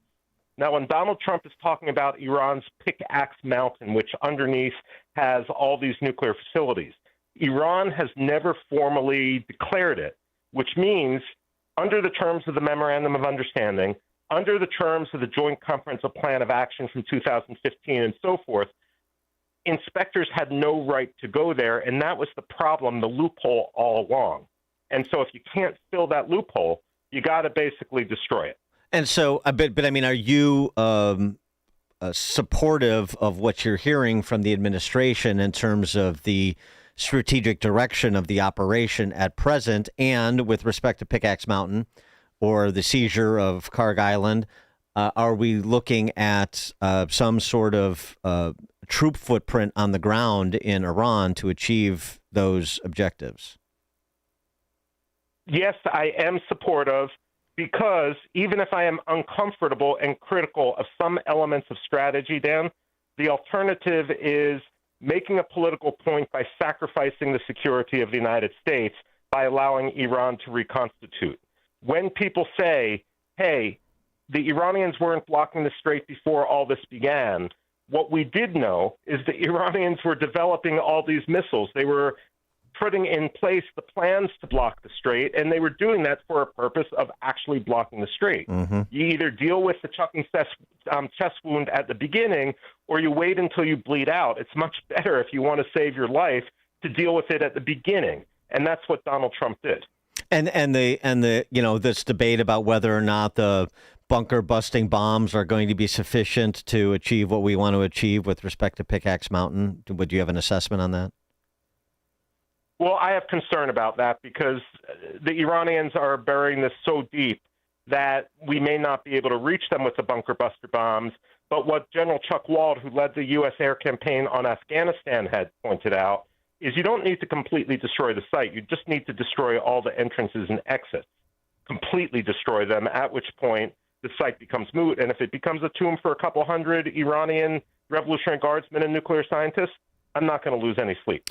And something obviously the president wouldn't say out loud, but to your point about what Arrigacci said, given the pivot that the Trump administration has made, that the president has made here, is regime decapitation something that you think is still plausible? I do think it's plausible in some way. Look, if you're going to negotiate with Abbas Araghchi, and given that the Revolutionary Guard has factions, if you're going to make that decision, what you've got to do is take out his internal opposition. Otherwise, you're bound for failure. That's where I'm critical of the strategy. You pick someone to negotiate with, and you undercut all of his opposition. Otherwise, you're just setting him up for failure and the whole process up for failure. Michael Rubin, Director of Policy Analysis for the Middle East Forum. Michael, thanks as always. Appreciate it. Hey, thanks, Dan. And he joined us on the alphawealthgroup.com answer line. Hear about the big stories of the day, then talk about them right here on Chicago's Morning Answer on AM 560. The Answer. The following contains a celebrity impersonation. Mr. President, we're seeing reporting that air conditioning systems are failing as temperatures rise. What is your response? I said, don't wait. People wait until the last second, then suddenly it's hot and nothing works. I understand this stuff probably better than anybody. Mr. President, why hasn't the White House issued any guidance? I gave perfect guidance. Call Air Right Heating and Cooling. That's the guidance. If people followed it, we wouldn't even be talking about this. Sir, but homeowners have so many HVAC options. They're not like Air Right. You got some bad installers out there, some real bad hombres. I wouldn't let them near the White House. It would be a complete disaster. Mr. President, there are reports of significant rebates on new systems. Can you confirm? I've heard about them. A lot of people talking about them. If you miss out, you'd have to be really not so smart. Tremendous savings, let me tell you. Visit Air Right Heating and Cooling at AIR-RITE.com. Air Right. Doing it right since 1959. Here's a tale of Becky. Didn't know what to do with new meds prescribed and no real cost clue. She squinted at prices, that can't be right. Then tapped GoodRx and saw the light. She could get a deal. Book telehealth if she feels. Learn about those meds without any stress. That one little app does all the rest. Even my horse downloaded it. Dang, save time and money on prescriptions. Check GoodRx. GoodRx is not insurance. Identity theft can cost more than you think. Drained investment accounts, stolen tax returns, lost wages, expenses for lawyers. It's a lot. That's why LifeLock is backed by the $1 Million Protection Package, which covers up to $1 million for stolen funds, fees, and experts and lawyers, and out-of-pocket expenses. Don't face the burden of identity theft alone. Protect your future and finances with LifeLock. Join now. Save up to 30% off your first year with promo code BECK at LifeLock.com. 1-800-LifeLock, promo code BECK. LifeLock.com. Terms to apply. With so much financial uncertainty, are you wondering if your retirement savings will last? The market ups and downs can keep you guessing, especially if you're approaching retirement or considering it. Hi, I'm Edward Jones financial advisor Nolan Webster. If you have more questions than answers about what's next, let's work together to help ensure you're prepared for your journey. After all, retirement isn't the end of the trek, it's the new beginning. Stop by our office in Palatine or call 224-801-6107. That's 224-801-6107. Edward Jones, member SIPC. AM 560, The Answer.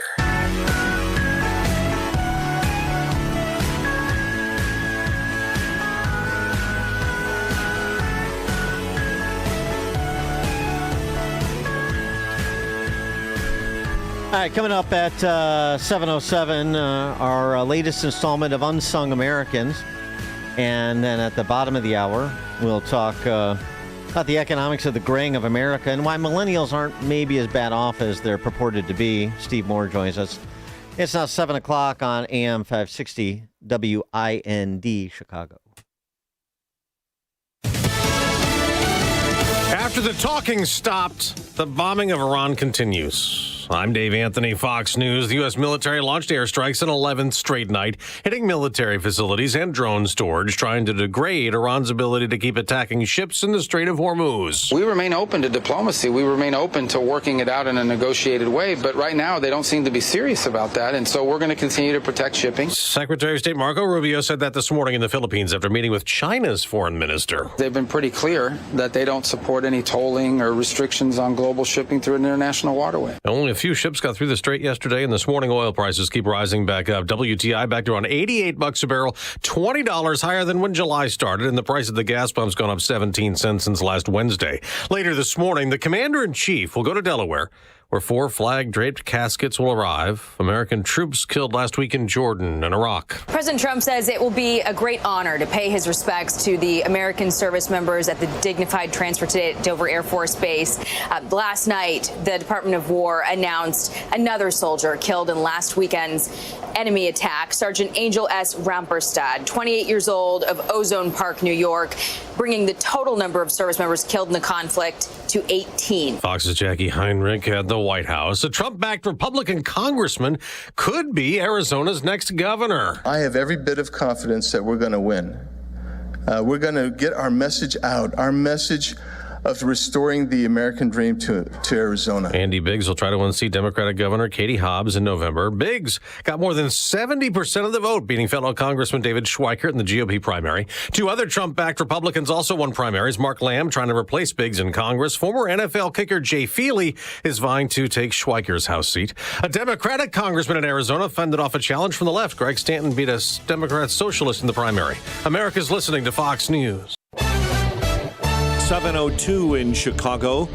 I'm Mike Scott in the QC Kinetics newsroom. Mostly sunny today with a high near 75. A 15-year-old boy was shot and killed on the west side early this morning. Chicago police say the shooting took place around 1 a.m. in the 4600 block of West Jackson. A bar in Chicago's Lincoln Park neighborhood is shut down after a deadly shooting over the weekend. 43rd Ward Alderman Timmy Knudsen saying interim Chicago Police Superintendent Fred Waller ordered the closure of the Dime Bar on North Lincoln Avenue. Superintendent the right to close an establishment for up to 6 months if they feel that there is a risk or a pattern of violence occurring. Police say a man was shot during an argument outside of that business on Sunday night. Malik McCorkle was pronounced dead at the scene. A suburban Chicago man will remain in custody after prosecutors say he sold a cache of illegal drugs, including fentanyl, to undercover officers on several occasions.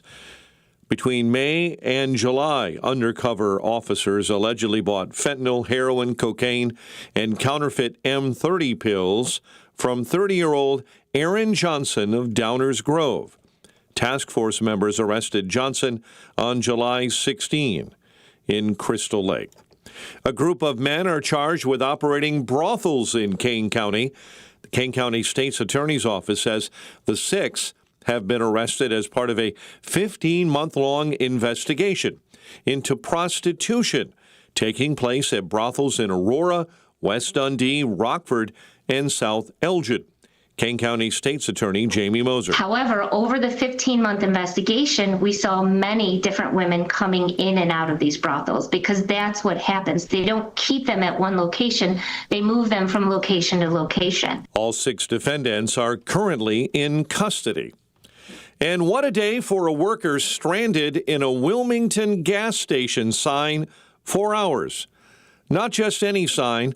Local fire say the worker was doing maintenance on a 130-foot sign along Lorenzo Road in Wilmington when the lift he used to get inside had a few issues. Fire officials say it was difficult finding another lift tall enough to reach him. Finally, they did in Joliet. Remember, fire ladders are mostly only about 100 feet tall. They could not reach the man. Finally, they did get a lift.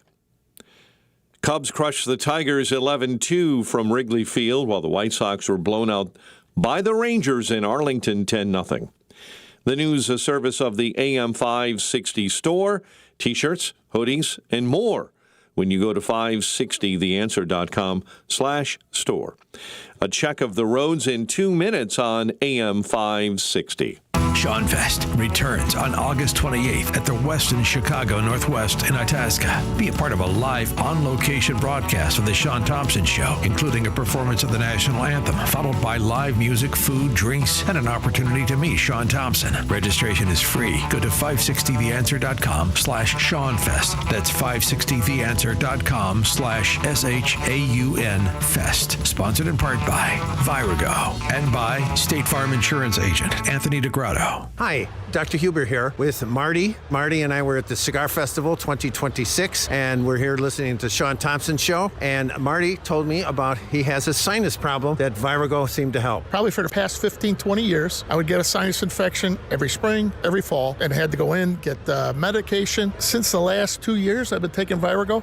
I have not had any issues with the sinus. If I feel it coming on, I just up the dosage, and then I get the sweats one night, and then it's all gone. I feel great. So you think Virago is a big reason for all this improvement? Yeah, and I don't have to take any sinus medication, which I'm happy about because I don't know what's in half that stuff anyway. Well, that's great, and thanks, Marty. We're glad to tell our Virago fans that we do help with your sinus problems.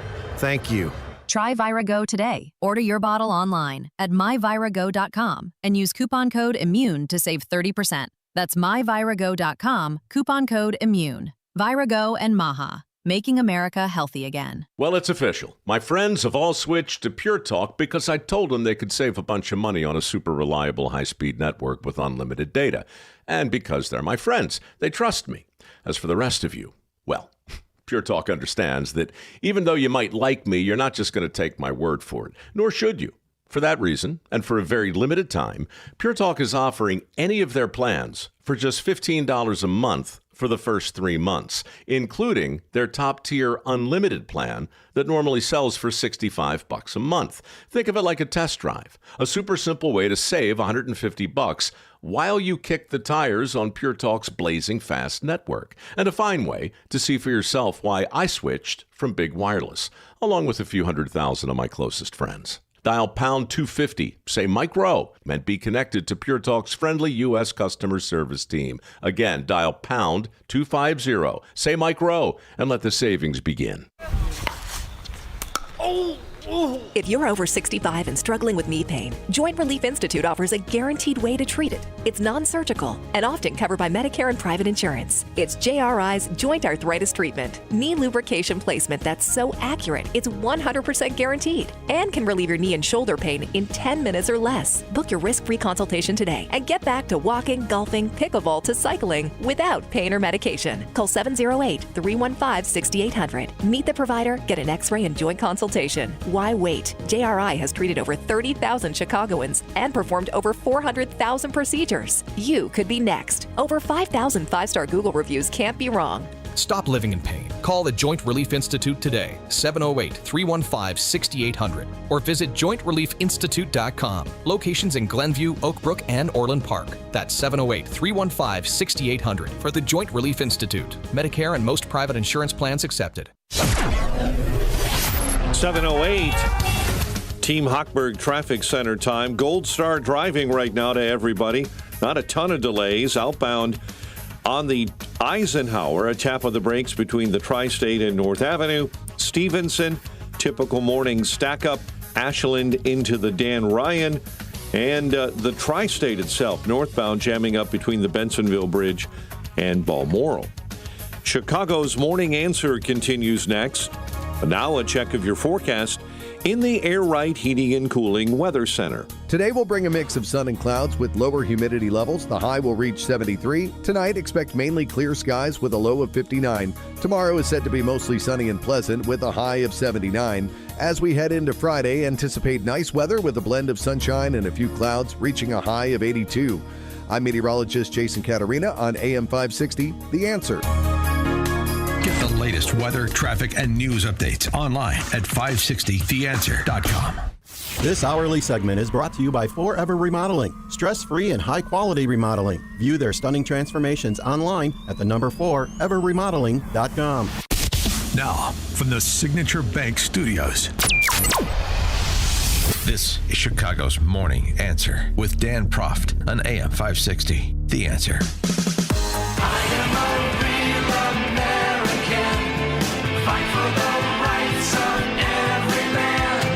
I am a real American. Fight for what's right. Fight for your life.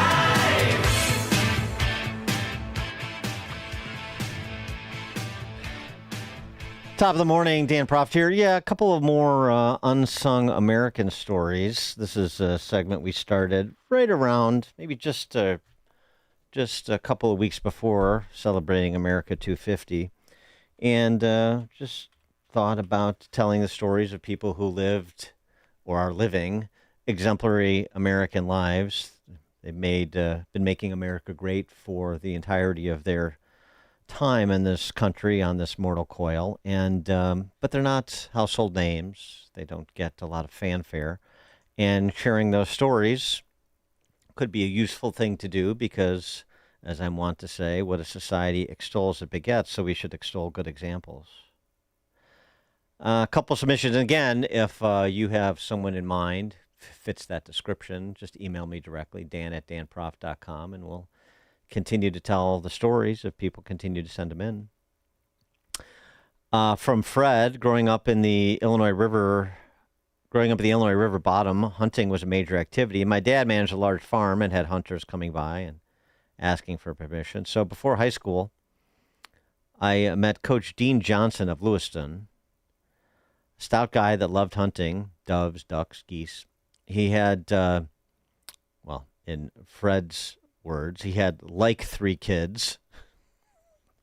I'll say 3 kids. And a daughter that was a few years younger than him, Fred that is. In high school, Johnson was our morning PE teacher, and Lewiston blended the classes, and we seemed to have many seniors and a few juniors. Especially at the start of the freshman center, Coach Johnson liked dodgeball. Boy, that can go a lot of different directions. Dodgeball, if you've ever seen Freaks and Geeks, it doesn't, works out great for the jocks and less so for the geeks. But anyway, I digress. Lewiston High, the high school, was about 10 years old in 1972. The gym very modern with a walkway around the top and then seating, pull-out seating in the lower portion. Lots of local tournaments were played. But freshmen were trapped and so he's describing it's a little bit of fits and starts in terms of this commentary, but he's describing what dodgeball was like in this sort of environment. Lots of bruises and bloody noses day after day before dodgeball became, verboten, I suppose. Then I went out for football. We didn't have a great record. We ran, and we'd get hit hard on the line, but we got in shape and built a band of brothers situation.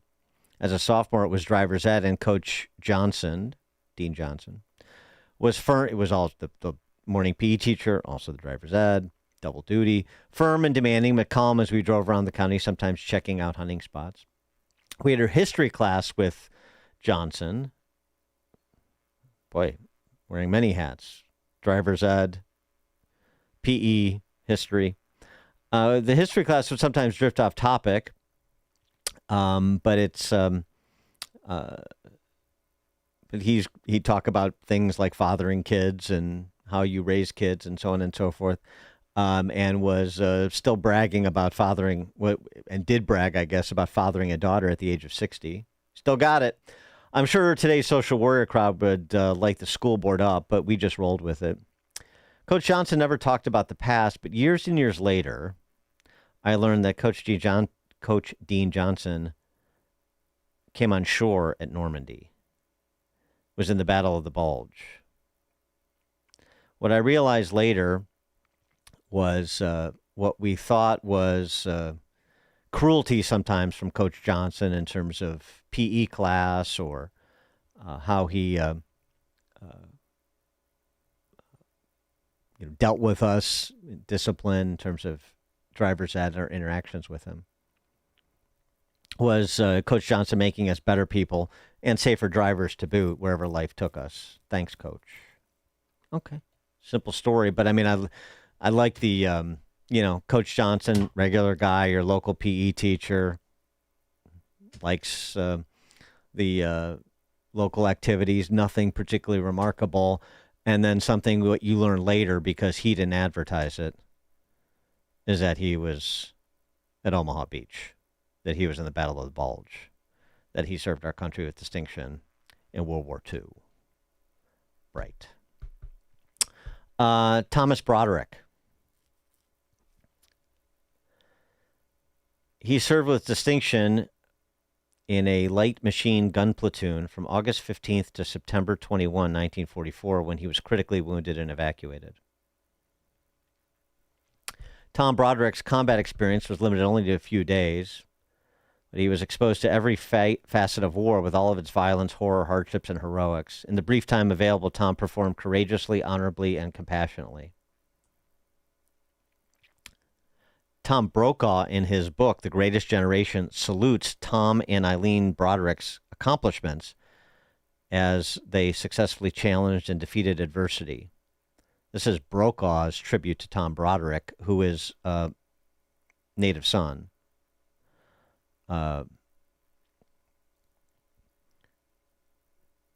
Just the backstory. They were married in May, Tom and Eileen Broderick, married in May of 1951 at Great Lakes. They raised 7 children. They have 13 grandchildren and 1 great-grandchild. And recently 2 of their paratrooper grandsons served as paratroopers in overseas combat areas.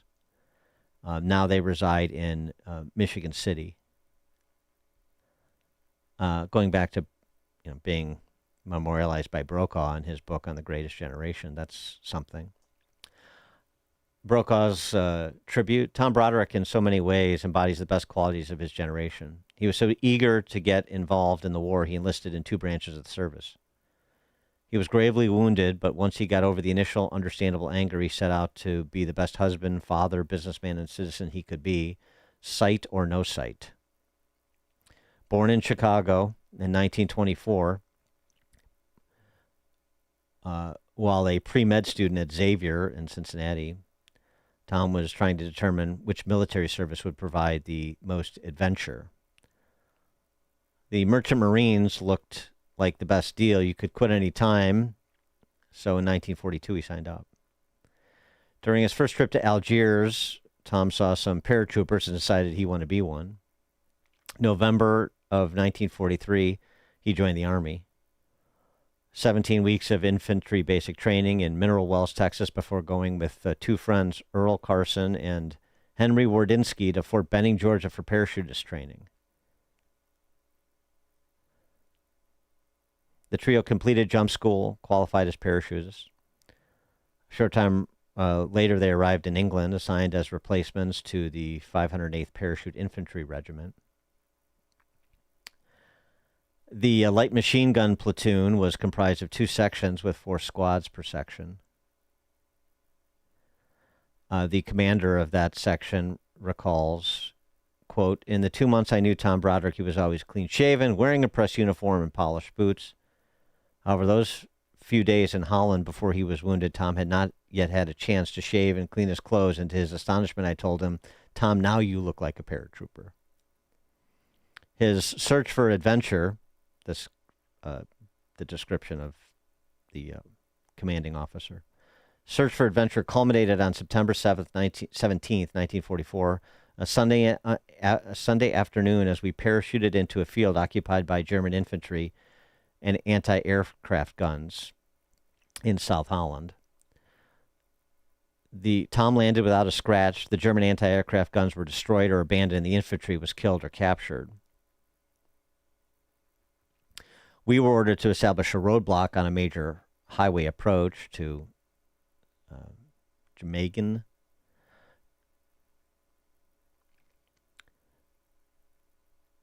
After a guarded tour of the city looking for A Company or any friendly troops, we made our way back to the drop zone. Then we learned our battalion had engaged in a furious fight to wrest the drop zone from German infantry and anti-aircraft guns.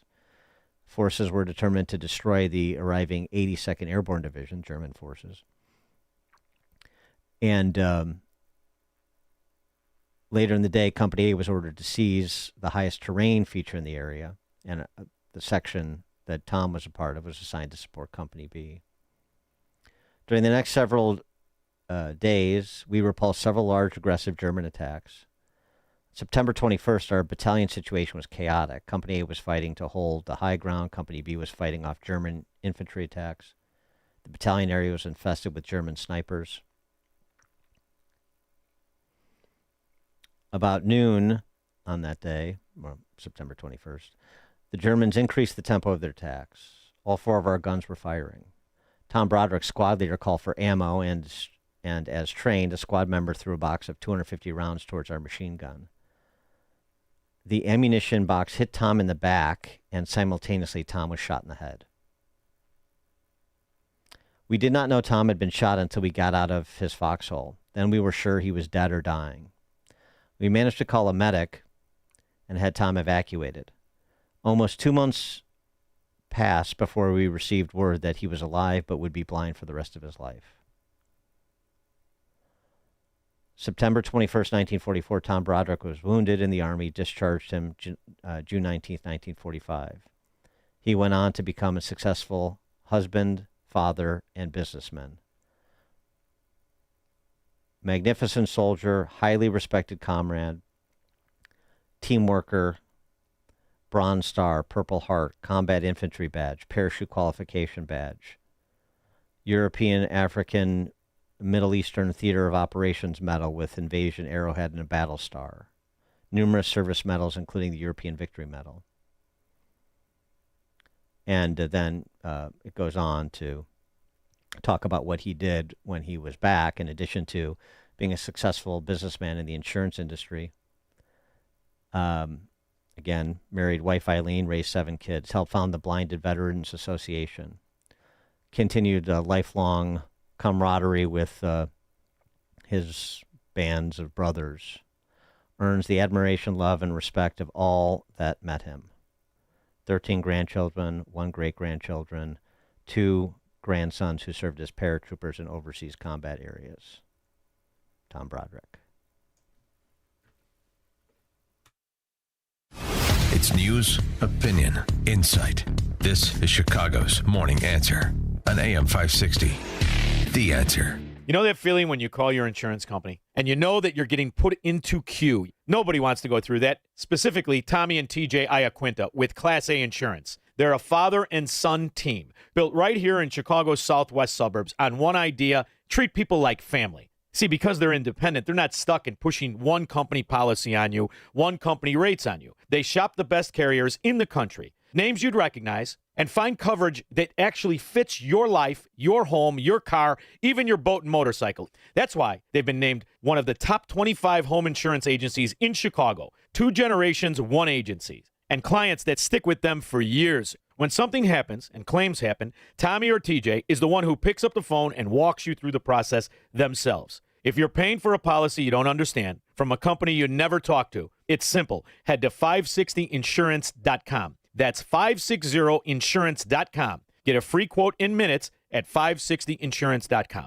Adult Beverage Solutions is looking for a brand ambassador in all areas for beverage sampling events. You have the ability to create your own schedule because most events take place Fridays, Saturdays, and Sundays at local grocery stores and independent liquor stores. Flexible scheduling with the ability to choose events that you would like to work. Receive event pay weekly. State alcohol certification is mandatory for all ambassadors. Must be 21 years of age. Competitive pay with the opportunity to earn bonus for exceptional performance. Each event, you will provide consumers with product education while collecting consumer feedback. If you are interested, our team would like to connect with you about this opportunity. Please email us at careers.abstastings@gmail.com with your information and where you are located, and our team will be in touch soon. Or check us out online at adultbeveragesolutions.com/join-now. That's adultbeveragesolutions.com/join-now. Foundations of Freedom, a look at America's founding principles and the leaders who shaped our nation.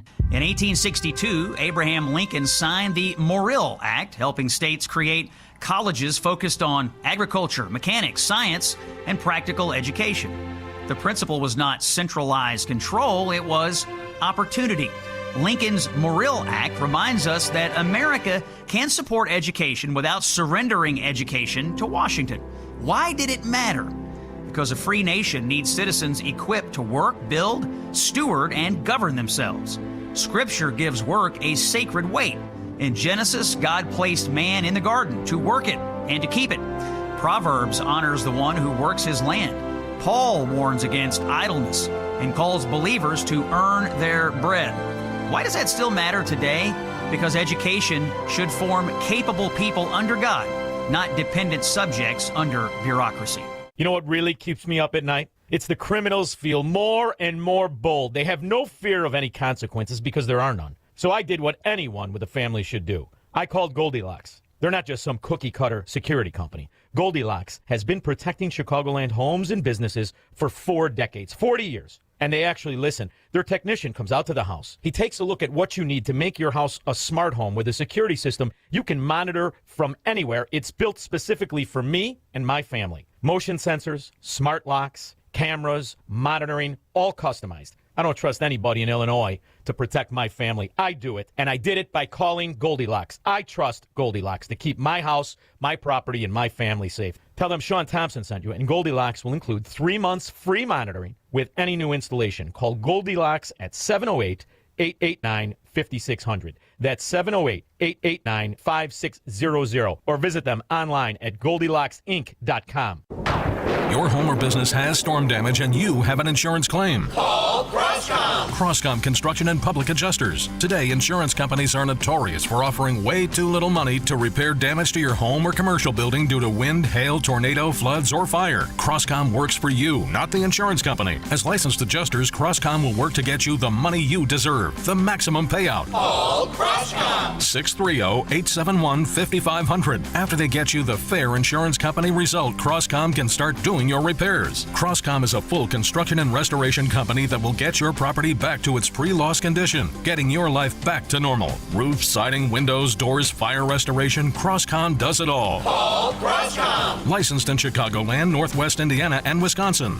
This is Dan Lights with Crosscom. We share your conservative and Christian values. Let us handle everything. It all starts with a call. 630-871-5500. CrosscomPublicAdjusters.com. The IRS finally caught up with Louie. I hadn't paid my taxes in 8 years. I owed the IRS a lot of money. Louie was in deep trouble. We're going to take your house, put a lien on your bank account, garnish your pay. They don't care. They're going to take your paycheck. Louie found out about Optima Tax Relief, the leading tax resolution firm. A-plus rated by the Better Business Bureau, they've resolved over $3 billion for their clients. Optima Tax, they help me. They calm me down. They make me feel comfortable, and I trust them. Louie has a lot to be thankful for. I don't owe the IRS anymore, and I'm able to live a comfortable life, a lot better life. It was because of Optima Tax. For tax help you can trust, call Optima now for a free consultation. Take it from Louie. If you owe the IRS, don't go it alone. Give Optima Tax a call. They can help you. Call 800-965-1433. 800-965-1433. 800-965-1433. Optima Tax Relief. Testimonial from an actual client. Some restrictions apply. For complete details, please visit OptimaTaxRelief.com. Mike Lindell and the MyPillow employees want to thank you for your great support this past year. They want to make 2026 the best year ever. So to thank you, they are giving you free shipping on your entire order and wholesale pricing. So they are bringing back the mega sale. For example, the classic MyPillows, regularly $49.98, now only $14.98. Turn any mattress into the best mattress ever with the made in the USA MyPillow My Mattress Topper and save up to $100. Get a set of MyPillow Giza Dream Sheets for as low as $29.98 or the 6-pack towel set for only $34.98. To get the best specials ever, go to MyPillow.com and use promo code LIBERTY or call 800-489-0201 and use promo code LIBERTY. These offers won't last long, so call 800-489-0201 or go to MyPillow.com and use promo code LIBERTY. Order now and your entire order ships absolutely free. AM 560, The Answer. I know, Mike Scott is obsessed with brothels in Kane County and Rockford. But, there are other things going on in the suburbs gone wild here. I found out my friend Doc Semba, a kid at heart, the Big Boy 4014 that's making its way around the country, the largest steam locomotive ever built, made a stop in Lamont. And he sent me pictures of the train stopped in Lamont and all the people that came out and talk about sort of, inspired like Norman Rockwellian Americana. It was really cool. And there's a piece in the Wall Street Journal that provides more detail on this. A locomotive named Big Boy is making grown men cry. Sure, because you're reverting to your childhood when you had train sets and now you see this thing come to life. Just a little backstory on it. Built in 1941, the 1.2 million pound locomotive was constructed to haul heavy freight across the Wasatch Mountains between Utah and Wyoming, traveling east on the Mississippi on its first coast-to-coast tour. At every stop, grown men are welling up, said Ed Dickens, Union Pacific's chief locomotive engineer for Big Boy. And you've got all this, you've got some pictures and you've got some commentary from people that have come out. But I mean, throngs of people are coming out to see this really magnificent piece of American machinery make its way when it stops through their town, making their way to see it when it stops through their town. Big Boy 4014 and 4009 are among 25 Big Boy locomotives built in Schenectady, New York for Union Pacific in the 40s. Within 2 decades, railroads had replaced steam engines with diesel-electric trains, which are cheaper to maintain and operate. Only 8 Big Boys exist today, and Big Boy 4014 is the only one working it, making it the world's largest operating steam locomotive. So I don't know. I guess it's already come through Chicago. At least I saw pictures. Sorry if you missed it. All right, coming up at 7:37, we'll talk the economics of the graying of America with Steve Moore. Now we check the headlines with Mike Scott. And went east, stopped in West Chicago and LaGrange Park, and then has already gone back west, stopping just a few days ago in South Holland. Okay, all right. That's good. Beautiful. Now, keep us updated on where else you find brothels, though, around the Chicagoland area, please. Okay. The investigation continues. In the QC Kinetics newsroom, we see sunny skies today, lower humidity, and a high near 75. A bar in Chicago's Lincoln Park neighborhood shut down after a deadly shooting over the weekend. 43rd Ward Alderman Timmy Knudsen says the interim Chicago police superintendent ordered the closure of the Dime Bar on North Lincoln Avenue, all due to safety issues. It gives the police superintendent the right to close an establishment for up to 6 months if they feel that there is a risk or a pattern of violence occurring. A suspect is in custody in that shooting and charges are pending. The U.S. and Iran have exchanged fire across the Middle East, raising concerns about diplomatic efforts to save an interim deal. Secretary of State Marco Rubio in the Philippines speaking to reporters about the war, explaining what Iran, he believes, is trying to do. Ships are trying to go through the straits and they're getting blown up. Commercial ships are going through the straits and they're being blown up. The United States is defending that shipping and in addition is targeting the places that are launching against those ships to continue to degrade Iran's ability to target and harm global shipping. And according to Israeli intelligence, Iran has moved some of its nuclear enrichment operations after last year's Operation Midnight Hammer. U.S. Representative Andy Biggs has won the Republican nomination for Arizona governor. Biggs, an ally of President Donald Trump, will take on Democrat Katie Hobbs in the fall. Former Venezuelan President Nicolas Maduro and his wife back in a New York City courtroom today over their alleged participation in drug trafficking. Both federal prosecutors and Maduro's lawyers are seeking to postpone the trial date until next June. As over $86 billion has been making its way back to small businesses around the country impacted by tariffs, Illinois Governor J.B. Pritzker is still demanding refund checks for Illinois families. And it has made life more expensive, about $1,700 per family. Oh, by the way, the Supreme Court has ruled that it was unconstitutional, the imposition of those tariffs. He still hasn't paid people back. However, Sarah Albrecht with the Liberty Justice Center noted that it was an oversight by Pritzker not to stand with small businesses originally when tariffs were imposed, calling this statement a political move. A South suburban Chicago woman who offers water and Bibles to visitors to Pope Leo's childhood home in Dalton says she's being harassed by village officials.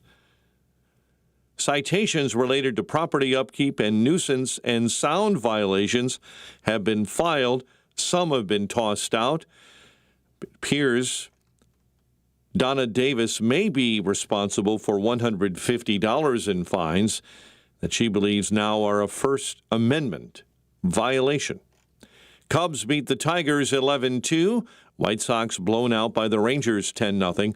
The news, a service of Salem Surround, a local digital marketing agency. Go to surroundchicago.com today. We'll have a check on the roads in 2 minutes on AM 560. Scott Jennings knows only one way. That is the hallmark of this show. I will tell you the truth. I, of course, have my opinions, but never doubt.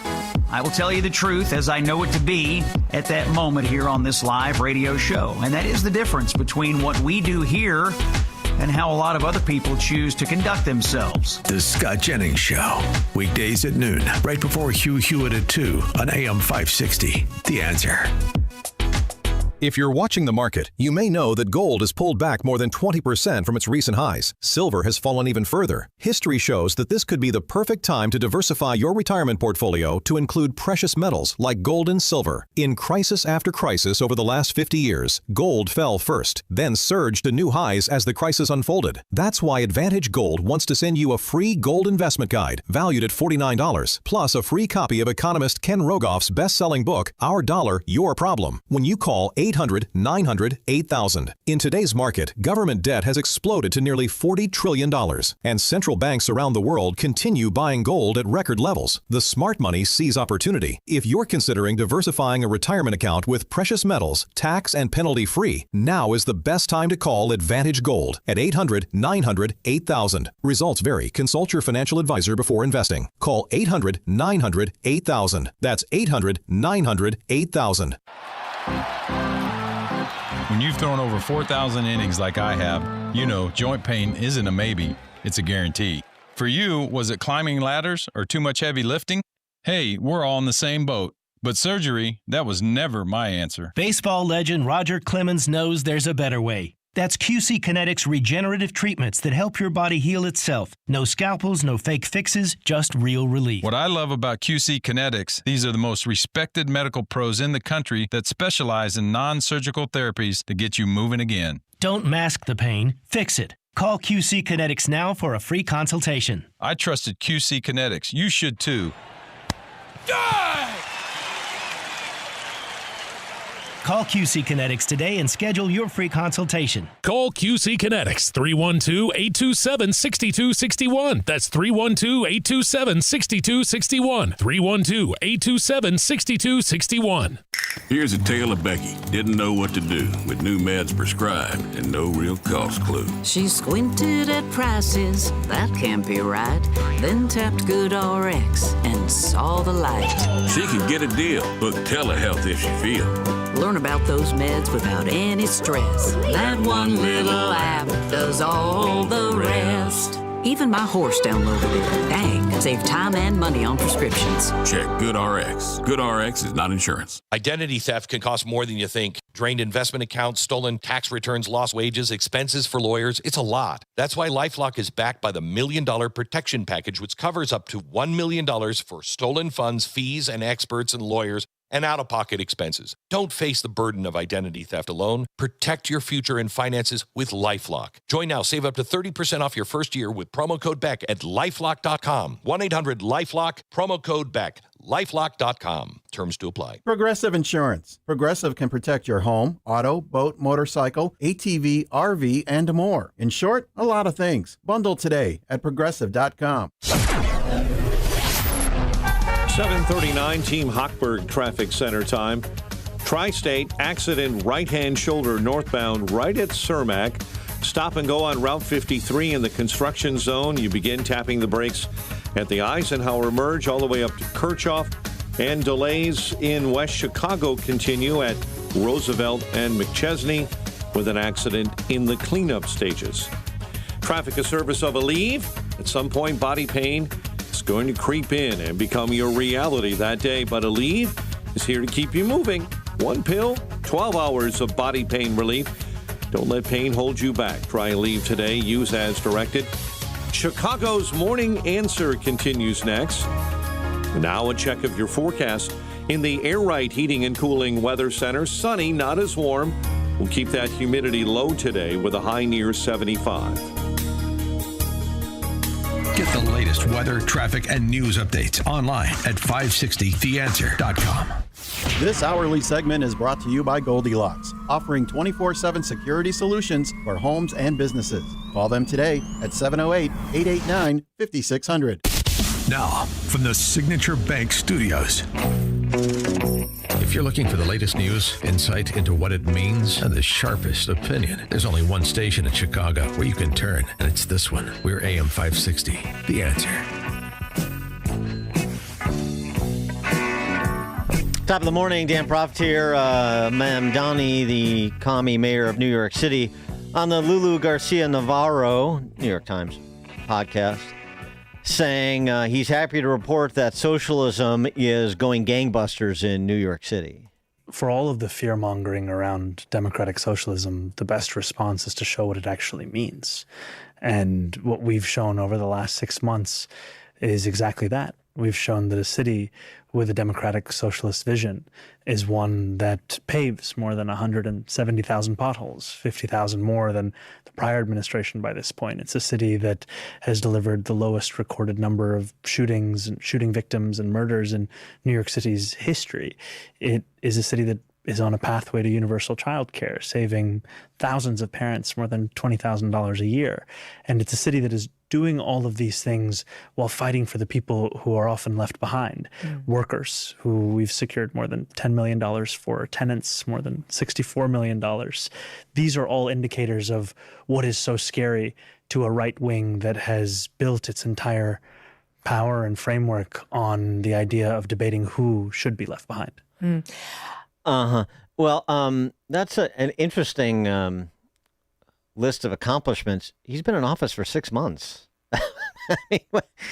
Just a point of order. I mean, the big forays into government control of the means of production, like that $65 million network of city-owned grocery stores, have yet to come online. So let's let this breathe a little bit. Let's see the full complement of Mamdani's ideas before we get too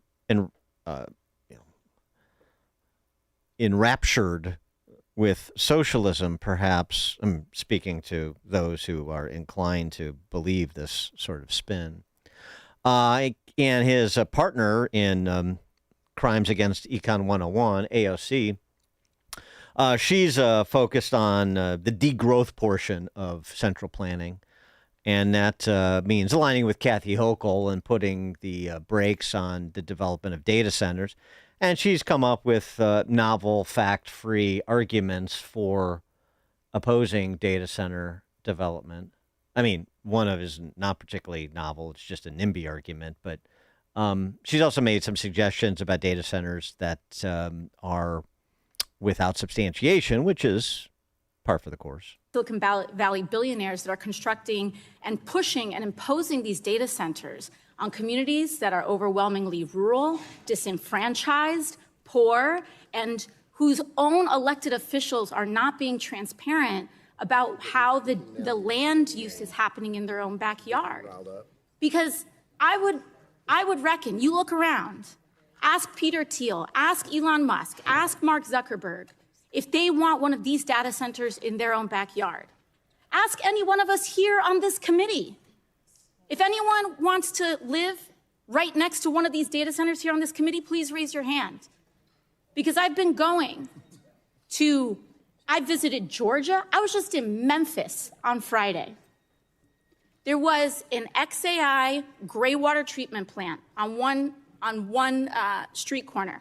Across the street, from methane turbines, all within one block, methane turbines, coal ash, wastewater facilities, and everyone in that area is getting poisoned. I think that so many of us, at the end of the day, this conversation is not just about technology. It's about people's ability to live without getting cancer. Data centers cause cancer, is trying to do her best Aaron Brockovich impersonation. There's no basis for that statement, but that, again, does not prevent her from making it. Steve Moore is an economist. He's the author of The Trump Economic Miracle and the Plan to Unleash Prosperity, again, co-authored with Art Laffer. He joins us now for our weekly chat. Steve, thanks for being with us. Well, Dan, good morning, and I'm chomping at the bit to respond to that because the timing is perfect for this discussion, by the way, because last week I did visit the biggest data center in the country, which is in Loudoun County, Virginia, and it bumps up against their neighbor is Dulles Airport, and that's what's in their backyard is the airport. And anyway, it was the most incredible. Have you visited a data center, Dan? I have not, no. Everybody should. I mean, it's really, first of all, they're technological. I don't want to get cancer. Exactly. Well, they are amazing facilities. The one that we visited was about 2 football fields long, just filled with incredible amount of equipment. First of all, people should understand, if you're against data centers, then you're against the internet, then you're against cell phones, then you're against GPS. All of these things that we all take for granted they don't work without data centers. It would be like saying, I want to flick the light on my home and I want the lights to come on, but I don't want an electric power plant. Well, I mean, we are talking about the logic. We are talking about central planners here. They don't really connect said dots. Yeah, but anyway. Right.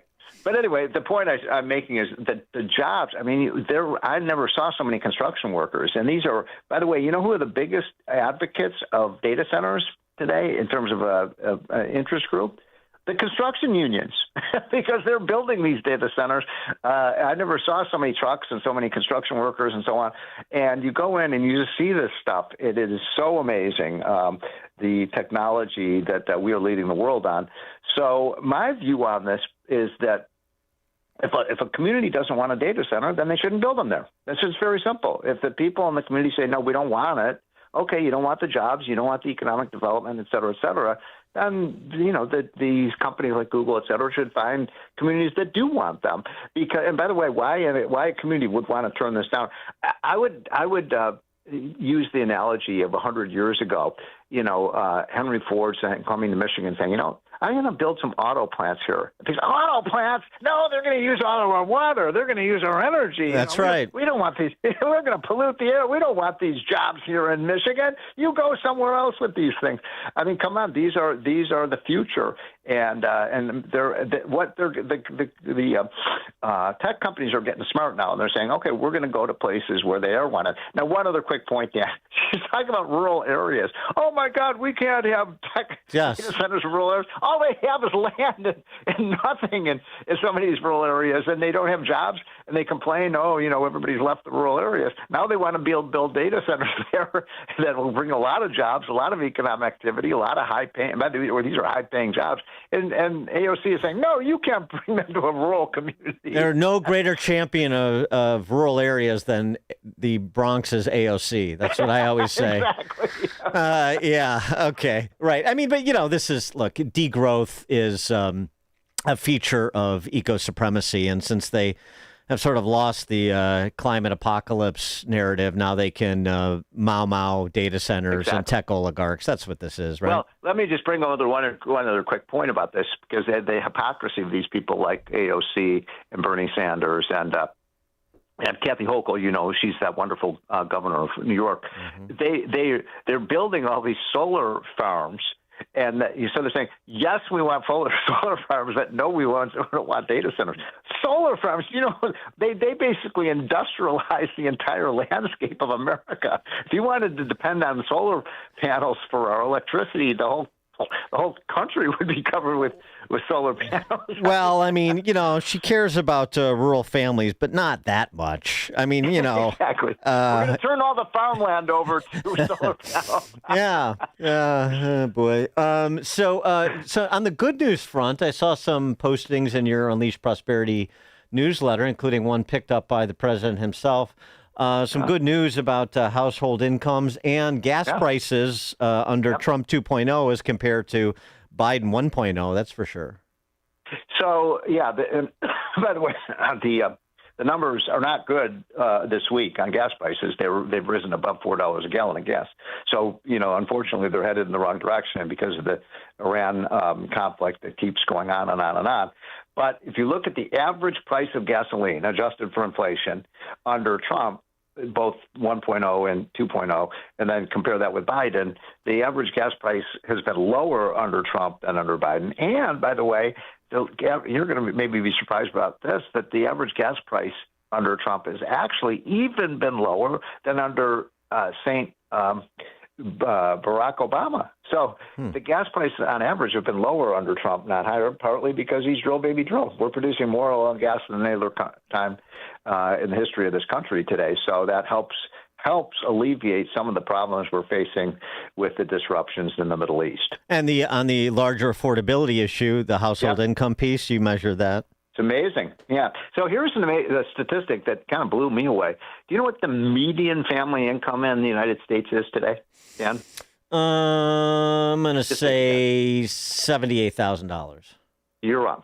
it's $87,000. Okay, all right. And most people would say an answer like yours, and I was even surprised. But $87,000. I'm not talking about the median, folks. That means your math. That's the people in the exact middle of the income spectrum. Half are above that level, half are below it. $87,000 in 90% of the country. That's rich. Well, it would be a lot better if we didn't have so many leftists becoming professional students and getting medieval poetry degrees, getting out and working too. I mean, yeah, that's so funny. You should bring that up because in today's hotline, you haven't seen it because we just sent it out. But it turns out this is an amazing kind of finding by this guy Nate Silver, who's a political analyst. Talk about this. He found that the main voting base of Democrats, other than illegal immigrants, we know that's a big part of the but the other big part is people with college and post-college degrees that have incomes less than $60,000. So in other words, these are highly educated underachievers. Well, and Democratic voters. Well, it's not, even more specific than that. Those are and they're majority white, and they're the drivers behind the DSA. That's really the story. Exactly. Yeah. Yep. That's those are Mamdani voters. They're very well educated, supposedly, and it just shows something I've said on your show oftentimes, that oftentimes the more educated you get, the stupider you get, depending on where you went to college. Yes, right. You believe in things so silly only an academic could countenance them. Yes, we see that all the time. Yes, Wall Street Journal this week, though. So millennials are actually doing fairly well by the numbers, but it's in context where they're not doing so well. Real incomes are up, unemployment's low, television. So a millennial would be somebody, in their 40s or? Would be, I maybe up to 35-ish. I don't exactly know the age, but I think to low to mid 30s. Just so the average age of first-time home buyers, 40 years old, which is an all-time high. Yeah. We also have the situation where empty nest baby boomers are upsizing instead of downsizing. Empty nest baby boomers own 28% of homes in the country with 3 bedrooms, as compared to 16% for millennials with children. Right. So the tide is lifting all boats, but there's this dynamic that I think creates this misunderstanding of what's happening. The wealth transfer from boomers down has not occurred, and among millennials, you have a lot of parents.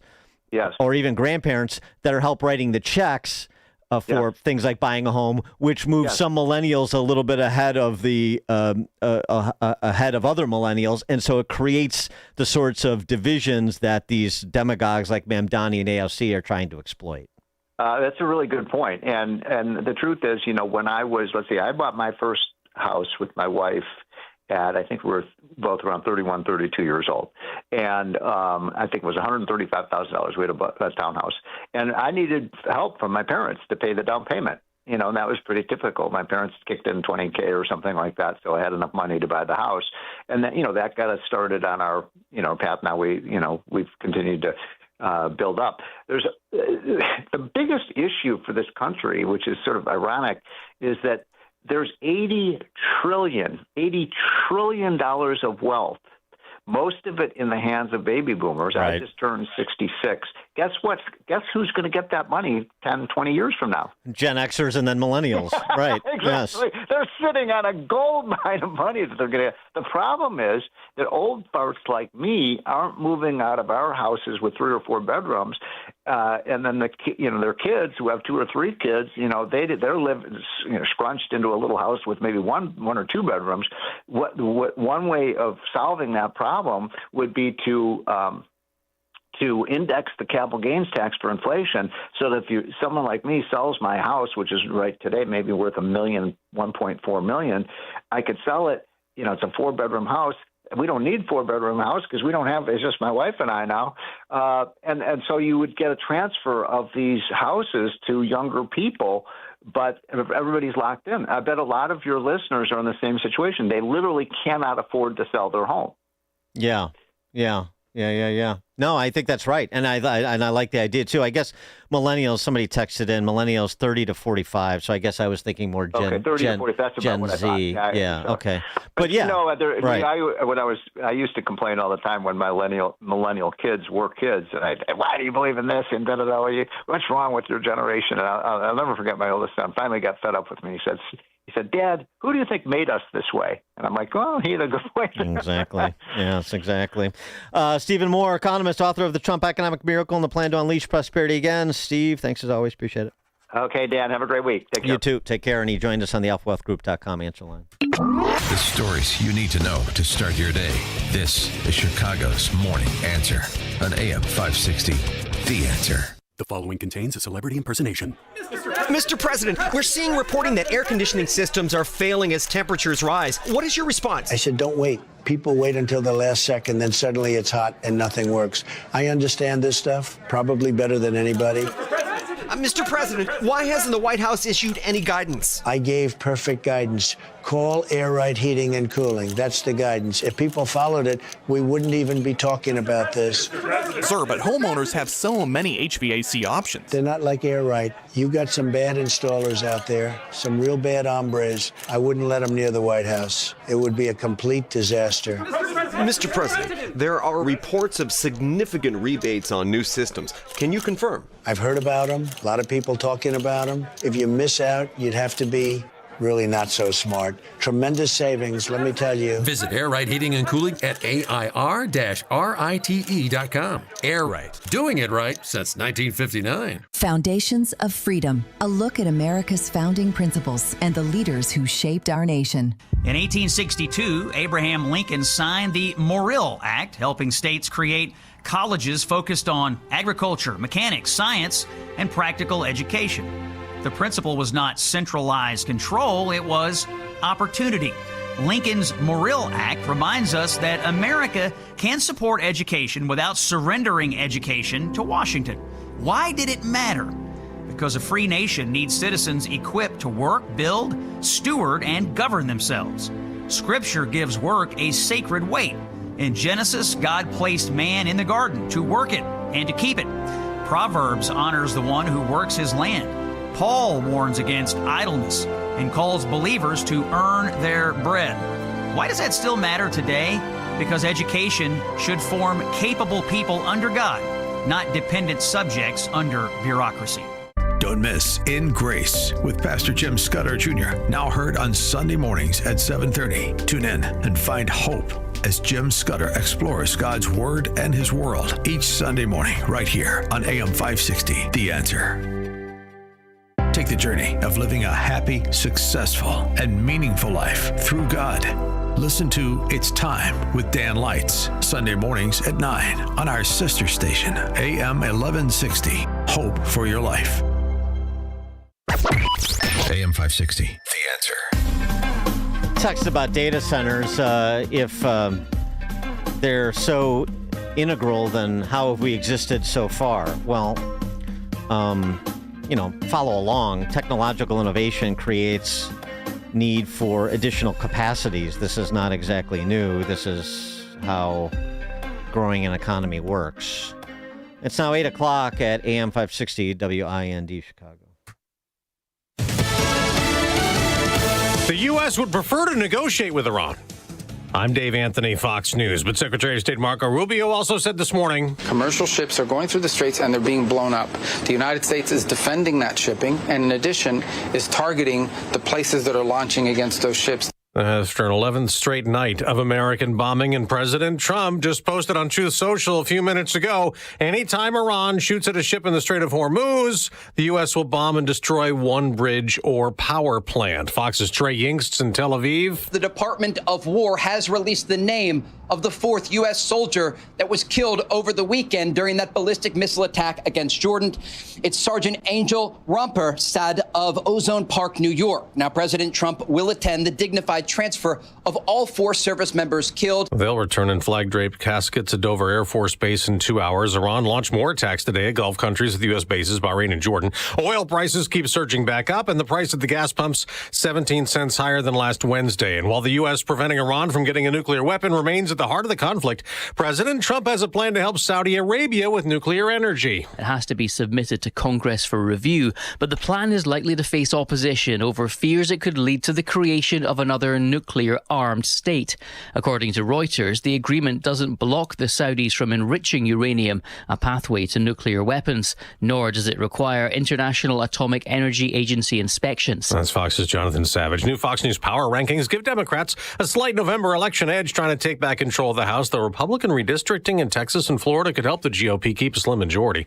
In Arizona, a congressman's trying to be governor. I was overwhelmed when I started seeing those vote totals come in. It's awesome. Andy Biggs got more than 70% of the vote, winning the Republican primary. He's trying to unseat Democratic Governor Katie Hobbs.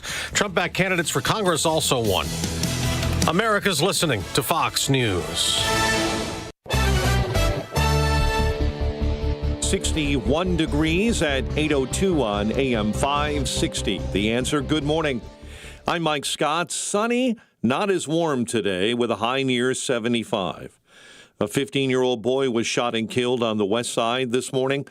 Police tell us the shooting took place around 1 a.m. in the 4600 block of West Jackson.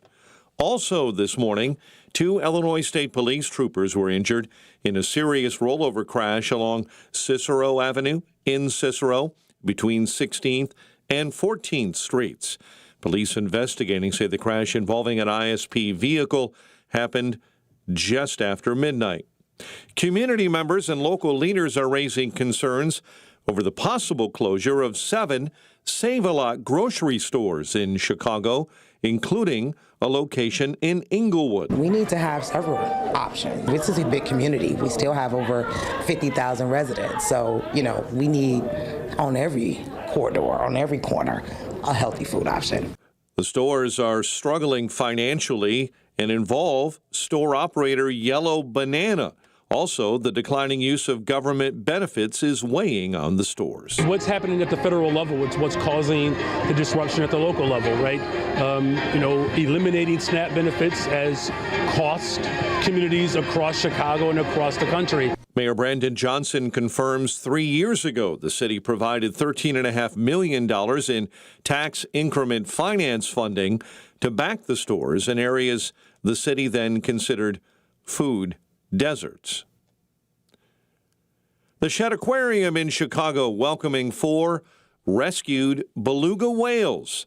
Shedd officials say they were asked to rehome the whales due to the aquarium's rescue experience from a marine park in Canada. The News Service of Salem Surround, a local digital marketing agency. Go to surroundchicago.com today. Time now for the AM 560 Business Beat, a service of Signature Bank.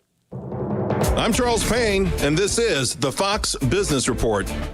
AT&T is signing up more people for monthly phone plans and internet service. Its earnings in the recent quarter topped expectations. The telecom giant says a larger number of its home internet households now also use its wireless service. AT&T shares had been losing ground with concerns that phone customers could switch to Elon Musk's Starlink internet service.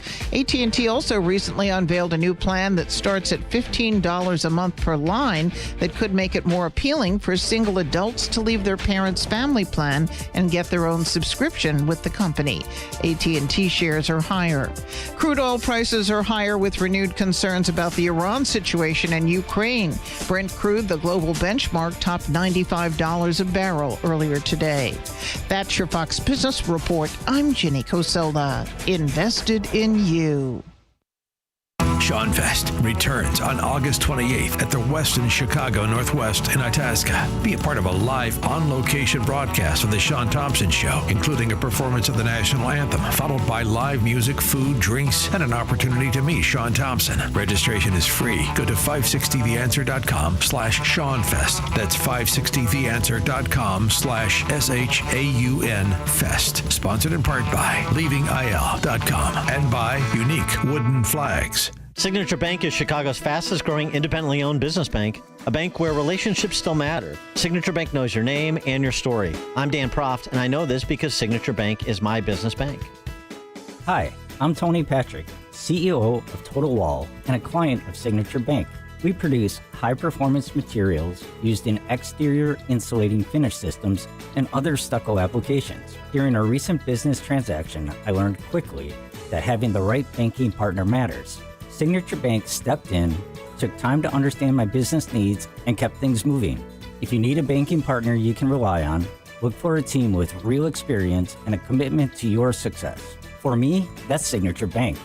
Signature Bank helps local businesses succeed. Want to learn how Signature Bank can help turn your business vision into reality? Call Signature Bank at 773-467-5600 or visit signaturebank.bank. Member FDIC, Equal Housing Lender. If stairs in your home are becoming difficult, there's a practical solution, and it doesn't have to come with pushy salespeople. Access provides dependable stair lifts designed to help you stay safely in the home you love.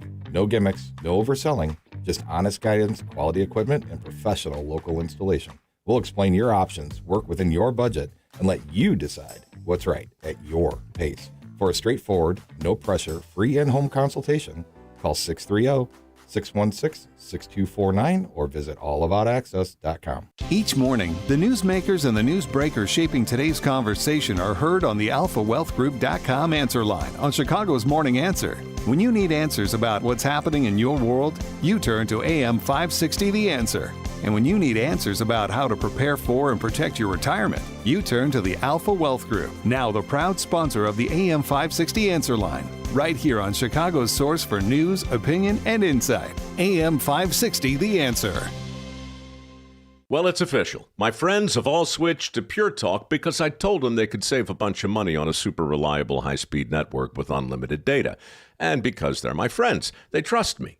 As for the rest of you, well, Pure Talk understands that even though you might like me, you're not just going to take my word for it, nor should you.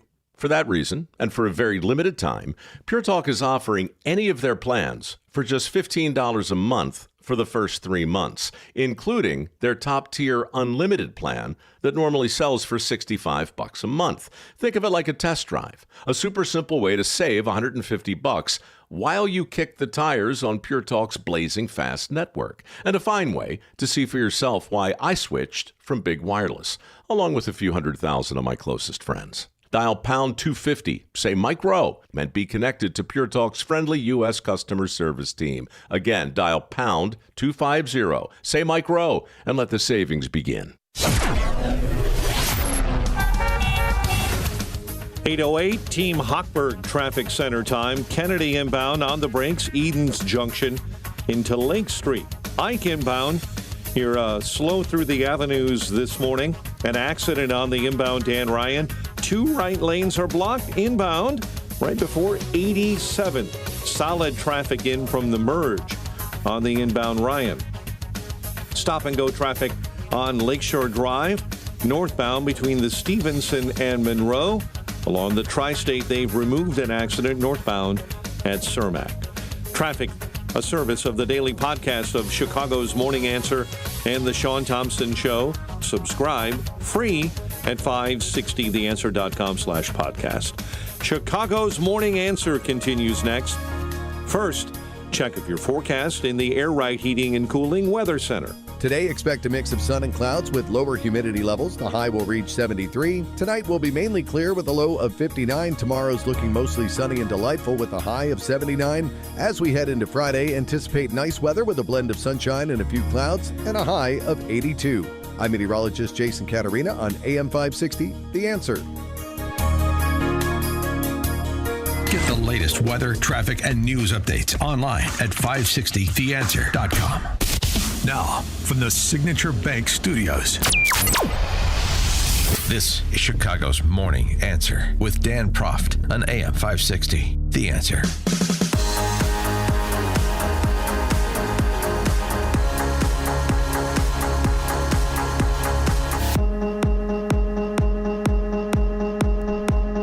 Top of the morning, Dan Proft here. Recent survey finds that only 42% of Americans have confidence in higher education.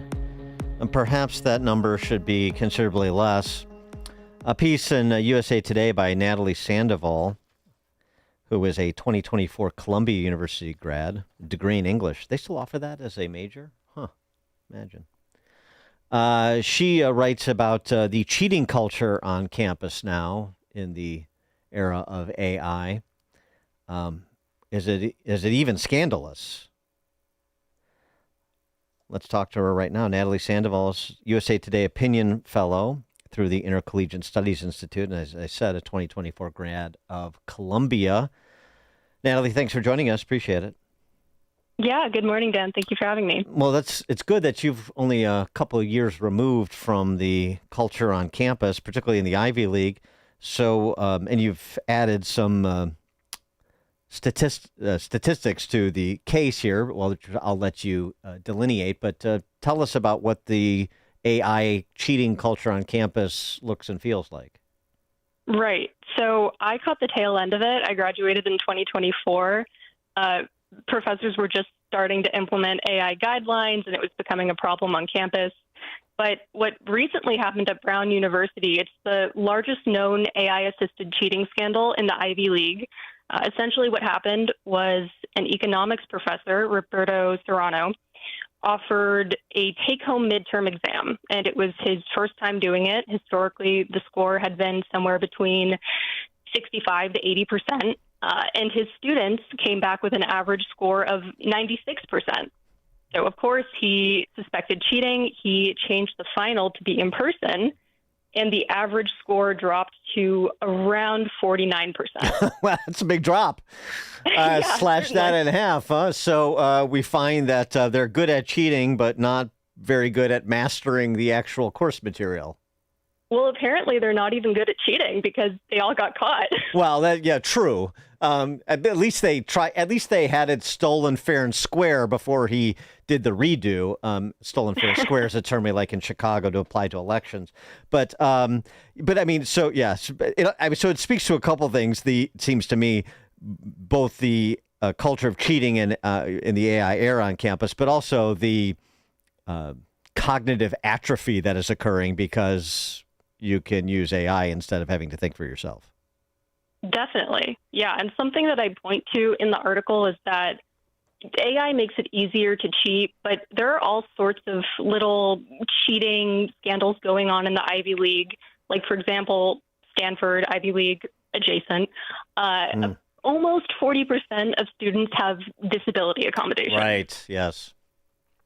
I mean, it's insane. But and develop that the disability accommodation. What's the ruse there? Right. So having a disability accommodation means you get extra time on tests. It means you might get better dining options, and it means that you get your pick of campus housing. You get to exercise more authority there. So students will say, "Hey, I'm gluten-free. I need an accommodation for that." Mm-hmm. And so, but on the cheating piece itself, though, one of the arguments you make is that there's really no stigma to it, at least not much of one within the student body. Yeah, I think that's right. I think it starts before college when students at prep schools and other schools are figuring out how to get into these colleges because the process is totally gamified. And to the extent that you can embellish your credentials or, craft an image of yourself as something that you're not, that's pretty much encouraged. Well, I mean, there's something else, too, just in terms of this larger conversation about campus culture. In the 1990s, a 1550 SAT got a white or Asian kid a 76% chance of getting into your alma mater, Columbia. Today, that same score for a white or Asian kid affords you a 16% chance. So with the whole the Trump administration's diatribes against DEI and the executive orders and civil rights enforcement and so forth, that's all well and good. But it seems like, again, they're doing surreptitiously what they were doing overtly previously. And part of this, by the way, part of this story is not just the discrimination, as per the Supreme Court's ruling in the Harvard admissions case. But it's also the inflation of SAT scores, because the SAT has been made a lot easier and easier to study for and easier to game out for a higher score. Yeah, I think that's a big part of it. And I also, the fact that this is an open secret. I mean, when I was in high school, people would discuss this. They would discuss their relative advantages based on, their demographic group. So students know going into the process that the schools are not evaluating them purely based on academic merit. Well, right, and again, in lieu of using demographic data, you do the personal statement, and Right. If you do a personal statement where you reference your intersectionality, then that is the way to sort of work around any sort of anti-DEI barriers. But I mean, so what is your sense though of like you said, it's the cheating culture, outsourcing your thinking and working to AI, something that's starting in high school and then it just migrates over to college. But you mentioned the Brown University situation. But I mean, the professor's not ostracized, or is the blowback to the second exam, which saw the median score get cut in half? Is that on the professor, or is that on the students, or is it on nobody? In terms of culpability? Yeah. I would have to say, I think the professor did the right thing here. I mean, well, yeah. insofar as you can AI proof an exam, you just have to make people take it in person. You have to make people write things down. Granted, I was an English major, so that's far easier to do than other majors, I assume. But yeah, I put the blame entirely on the students. They thought that they could all cheat and get away with it, and clearly they couldn't. Give us perspective on what Columbia University was like when you were there. I mean, you're only 2 years removed, and that place has been a circus for many years now. So, what is the campus culture like in these quote unquote elite schools? Right. I mean, I met a lot of people who genuinely cared about the work they were doing, but I also met a lot of people who saw it as essentially a list of boxes to check off to get the degree, right? I'm going to take these required classes and I'm going to turn in whatever papers I have to. And academic integrity is not really a word that comes up very often. I mean, among students, among your peers, sure, but what about with respect to professors and administrators? Is there any discussion of sort of the of intellectual integrity? I think they were all very concerned. I saw a recent survey saying that about 3/4 of Brown professors are worried about AI cheating. But yeah, my sense was the professors were very worried. We had some new AI policies rolled out in my final semester of, okay, you can use it, but you have to disclose it, or no, you can't use it at all. So they were trying to figure it out. And it sounds like per your anecdotes in the piece you wrote in USA Today, the figuring is ongoing, isn't it? It is. And my sense is that professors, a lot of them feel that AI use is inevitable and that they're not really going to be able to catch it all. And some of them are kind of throwing their hands up and saying, we have no idea what to do about this. This is breaking the system. And what do you think the balance of power is on campus, too? I mean, because one of the contentions that's been made over the last several years is that the professors are afraid of their students. I mean, you saw this with respect to some of the just barbaric behavior on campus that was of the anti-Semitic variety after the 10/7 massacre, including and most notably at Columbia, actually. But even those who didn't condone the conduct on campus, I'm talking about the professors, administrators, afraid to speak out because they don't want to be targeted by the mob. Do you have a sense that that bleeds over into issues like AI cheating as well? I'm not certain. I don't really have insight into that because I didn't speak with any professors about their fears. And, if that's something that happened, I think they would try to generally keep it pretty quiet. Right. But I have seen news stories like that, professors essentially being put through struggle sessions by their students. Right. Was it your sense that did you see evidence of that while you were at Columbia? Frankly, generally, I found everyone to be pretty respectful in class. Okay. Obviously, you encounter extremely woke talking points. That's kind of a given. But I imagine a lot of the professors were on board for that sort of discussion. Yeah, it's just, we talk sort of in generalities about the state of higher education, and I think about my own time and just trying to get a handle on the sense of it. The counter argument that's made is, yes, you see these spectacles and people make spectacles of themselves, but it's not necessarily representative of even a significant percentage of what's going on in campus life or what the viewpoints and the behavior of undergrads at some of these elite universities is, or the viewpoints and behavior of some of the professors at these elite universities. So you're trying to get, a sense of what the proportion of what the scope of the problem is, the proportion of the illiberal element on campus. And I just, I think your perspective is interesting because you have been there so recently. So you have at least, one example of a firsthand experience with trying to assess how big that problem is at Columbia from the perspective of a person I'm gathering from you who does believe in peaceful pluralism and the free marketplace of ideas that campuses are supposed to be.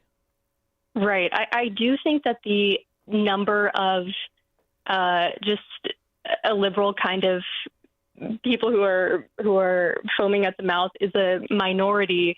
But on the other hand, students kind of have these priors baked into them that they are unwilling to give up and that they are very resistant when challenged on. Natalie Sandoval is USA Today Opinion Fellow through the Intercollegiate Studies Institute, 24 grad of Columbia University. Natalie, thanks so much for joining us. Appreciate it. Thanks for having me. And she joined us on the alphawealthgroup.com answer line. The more you listen, the more you'll know. This is Chicago's Morning Answer. Morning Answer on AM 560. The Answer. I'm Gary Carr, retired homicide detective and the owner of Illinois Concealed Carry Training in Midlothian. For 10 years, we've helped more than 20,000 students become safe, responsible, and confident firearm owners. If you're looking to get your Illinois Concealed Carry license or need to renew, now's the perfect time. Our law enforcement-led training gives you the knowledge and skills to protect yourself and your family. Our 16-hour concealed carry class includes live fire training, one-on-one coaching, Illinois and Florida certification for expanded reciprocity, range qualification, and a full-color textbook. We provide the firearm, ammunition, eye and ear protection, targets, and range access. Need a renewal? Our 3-hour renewal class keeps you legal and current on Illinois firearm laws. Thousands of students have trusted us for professional instruction, flexible scheduling, and exceptional value. Illinois Concealed Carry Training in Midlothian for classes, less lethal options, and self-defense legal plans. Visit us at concealedcarrychicago.com to reserve your seat today. That's concealedcarrychicago.com, concealedcarrychicago.com. Adult Beverage Solutions is looking for a brand ambassador in all areas for beverage sampling events. You have the ability to create your own schedule because most events take place Fridays, Saturdays, and Sundays at local grocery stores and independent liquor stores. Flexible scheduling with the ability to choose events that you would like to work. Receive event pay weekly. State alcohol certification is mandatory for all ambassadors. Must be 21 years of age. Competitive pay with the opportunity to earn bonus for exceptional performance. Each event, you will provide consumers with product education while collecting consumer feedback. If you are interested, our team would like to connect with you about this opportunity. Please email us at careers.abstastings@gmail.com with your information and where you are located, and our team will be in touch soon. Or check us out online at adultbeveragesolutions.com/join-now. That's adultbeveragesolutions.com/join-now. Foundations of Freedom, a look at America's founding principles and the leaders who shaped our nation. In 1862, Abraham Lincoln signed the Morrill Act, helping states create colleges focused on agriculture, mechanics, science, and practical education. The principle was not centralized control, it was opportunity. Lincoln's Morrill Act reminds us that America can support education without surrendering education to Washington. Why did it matter? Because a free nation needs citizens equipped to work, build, steward, and govern themselves. Scripture gives work a sacred weight. In Genesis, God placed man in the garden to work it and to keep it. Proverbs honors the one who works his land. Paul warns against idleness and calls believers to earn their bread. Why does that still matter today? Because education should form capable people under God, not dependent subjects under bureaucracy. Well, the experts did their best with this season's flu vaccine, but the virus mutated and the vaccine could not keep up. But here is the truth. The most powerful defense against viruses isn't something man-made. It is the God-given immune system that you were born with. And the best immune system booster that I, Scott Jennings, know of is Virago. Virago. It is a liquid immune enhancement supplement featuring 23 potent nutraceuticals working synergistically to enhance your immune system against assaults. Trust the design that God gave you and strengthen your body's immune system with Virago, the ultimate immune enhancement cocktail. Order it online today. Visit myvirago.com. That's myvirago.com. Use coupon code Jennings to save 30%. Myvirago.com. Coupon code Jennings saves you 30%. The following is a real-life story from Trinity Debt Management. When I was feeling the stress of too much credit card debt, I looked at two different options: debt settlement and debt management. They may sound the same, but guess what? They're not. Debt settlement seemed like a quick fix, but I found out it would destroy my credit, create tax headaches, and hit me with huge fees. They actually told me to stop paying my bills. No way, not me.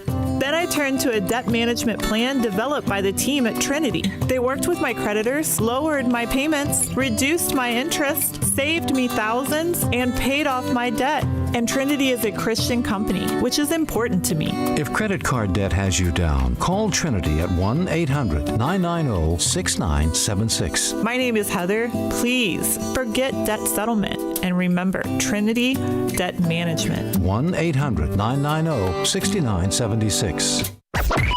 AM 560, The Answer. Text from 847. The only example, or the best example, the guiding light in taking in-person exams is Thornton Mellon, who attended Grand Lakes University, where he completed an entire semester's worth of exams, not only in person, but in one day. Yeah. Yes, I remember that. Yeah, although that was after he got caught having Kurt Vonnegut write his English term paper and NASA scientists his physics paper. So there is that. Yeah. Rodney Dangerfield and back to school, of course. Right. And then not only did he do that, all those in-person exams, but he completed the Triple Lindy. So you can't forget that as part of his record in higher education. A little bit more color, too, on the Brown University scandal we were talking about with young Natalie Sandoval there. So she made mention of the fact that the AI-addled exam, 96% for the kids in the class, the economics class, and that when it was retaken in person, the average score was 49%. The professor anonymized the results of the 59 students who took both tests, both the initial one that could be manipulated by AI and the one that was taken in person that couldn't be. And by the way, the 59 students who took both tests, because once he announced the final exam would be given in person, 18 students just dropped the class. 9 didn't even show up, didn't bother showing up. So you lost, a third of the class as soon as you had to actually be able to demonstrate mastery of the coursework. But it is interesting. There's at least one honest student at Brown. One person scored a 95 on the midterm, AI adjusted, and a 95 on the final. But some were really AI dependent. Like, for example, 2 students got perfect midterm exam scores and scored 0 on the final. In person, I mean, you should have been among the 9 that just didn't even bother showing up if you couldn't drop the course. I don't know what those 2 were doing. All right, we'll stick on the topic of AI, but talk about it more broadly as a technological innovation. Jesse Fried, who is a professor at Harvard Law, joins us at 8:38 to do that. Now we check the headlines with Mike Scott. 62 degrees, sunshine, high near 75 later today. The U.S. and Iran have exchanged fire across the Middle East, raising concerns about diplomatic efforts to save any interim deal. Secretary of State Marco Rubio at the Asian Summit in the Philippines says the U.S. is committed to diplomacy, but Iran is not being serious. The problem we're having right now is that they're not serious about talks. If they're serious, we're serious. If they're not, then we will do what is necessary to protect that, our interest and also the interest of our allies. Iran retaliated for Monday's attack by striking an oil tanker in the Strait of Hormuz and targets in Bahrain and Jordan. U.S. Representative Andy Biggs has won the Republican nomination for Arizona governor. Former Venezuelan President Nicolas Maduro and his wife will be back in a New York courtroom today over alleged participation in drug trafficking. Both federal prosecutors and Maduro lawyers are seeking to postpone the trial date. Neither Chicago Alderman Byron Sigcho Lopez nor Myra Macias apparently collected enough valid signatures from voters to qualify for the ballot as independent candidates in the 4th congressional district race to replace retiring Representative Chuy Garcia. The Illinois State Board of Elections made that ruling on Tuesday. Democracy died at the hands of Patty and Chuy Garcia. Sigcho Lopez, Macias, and another independent candidate, Chris Getty, filed to run as independents. State law required them to collect at least 10,816 valid signatures. All 3 submitted over 17,000 signatures. If the board's decision stands, Patty Garcia will have a much smoother path to replacing the longtime congressman and her former boss in Congress. A suburban Chicago man remains in custody after prosecutors say he sold a cache of illegal drugs, including fentanyl, to undercover officers on several occasions. McHenry County sheriffs say their task force spent several months investigating 30-year-old Aaron Johnson of Downers Grove between May and July. Task force members arrested Johnson on July 16. Chicago sports. Cubs beat the Tigers 11-2. White Sox blown out by the Rangers 10-0. The news service of Salem Surround, a local digital marketing agency providing high-performing digital solutions. Go to surroundchicago.com today.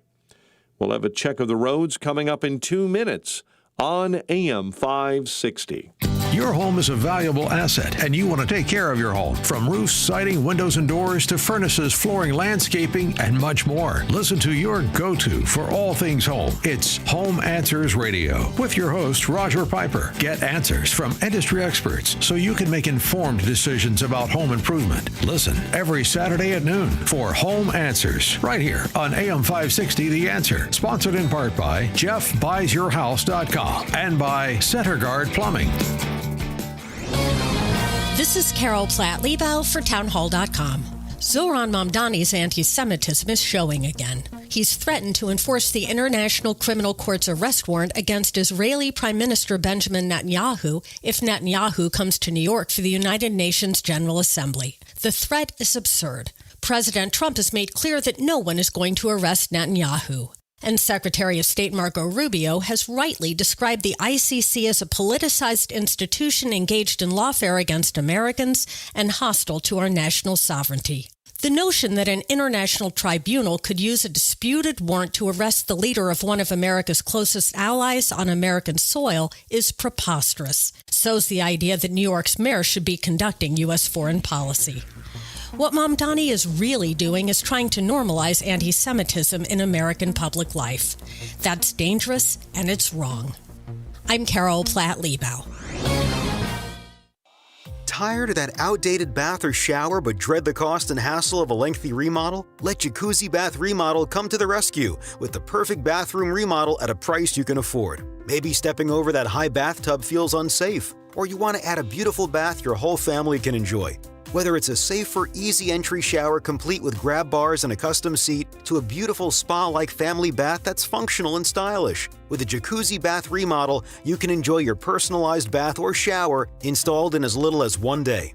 Right now, we're waiving all installation costs, plus offering no interest and no payments for up to 1 year. To schedule your free design consultation and quote, call now. Call 800-384-5277. That's 800-384-5277. 800-384-5277. With purchase and installation, financing through third-party lenders, subject to credit approval. No interest and no payments if paid in full within 12 months. Interest charged from purchase date if not paid in full. Not all will qualify. Call dealer for details. This hourly segment is brought to you by Goldilocks, offering 24/7 security solutions for homes and businesses. Call them today at 708-889-5600. 837 Team Hochberg Traffic Center, Woodridge an accident, 83rd and Edgewood. Lombard an accident, St. Charles and Elizabeth. Stop and go traffic on Route 53, northbound between the Ike and Kirchhoff. 8094. They've just moved off an accident eastbound approaching Klein Avenue. And delays on the Bishop Ford this morning, inbound between 115th and the Dan Ryan Merge. Chicago's Morning Answer continues next. But now a check of your forecast in the Air Right Heating and Cooling Weather Center. Mostly sunny skies, not as warm today. Lower humidities and a high near 75. Get the latest weather, traffic, and news updates online at 560theanswer.com.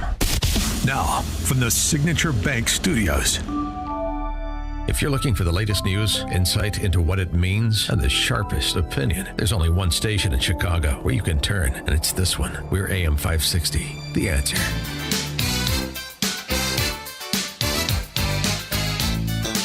Top of the morning, Dan Proft here. Really interesting piece about how OpenAI and Anthropic are structured from a corporate governance perspective. I didn't fully appreciate this until I read this piece in the Journal by Harvard Law professor Jesse Fried.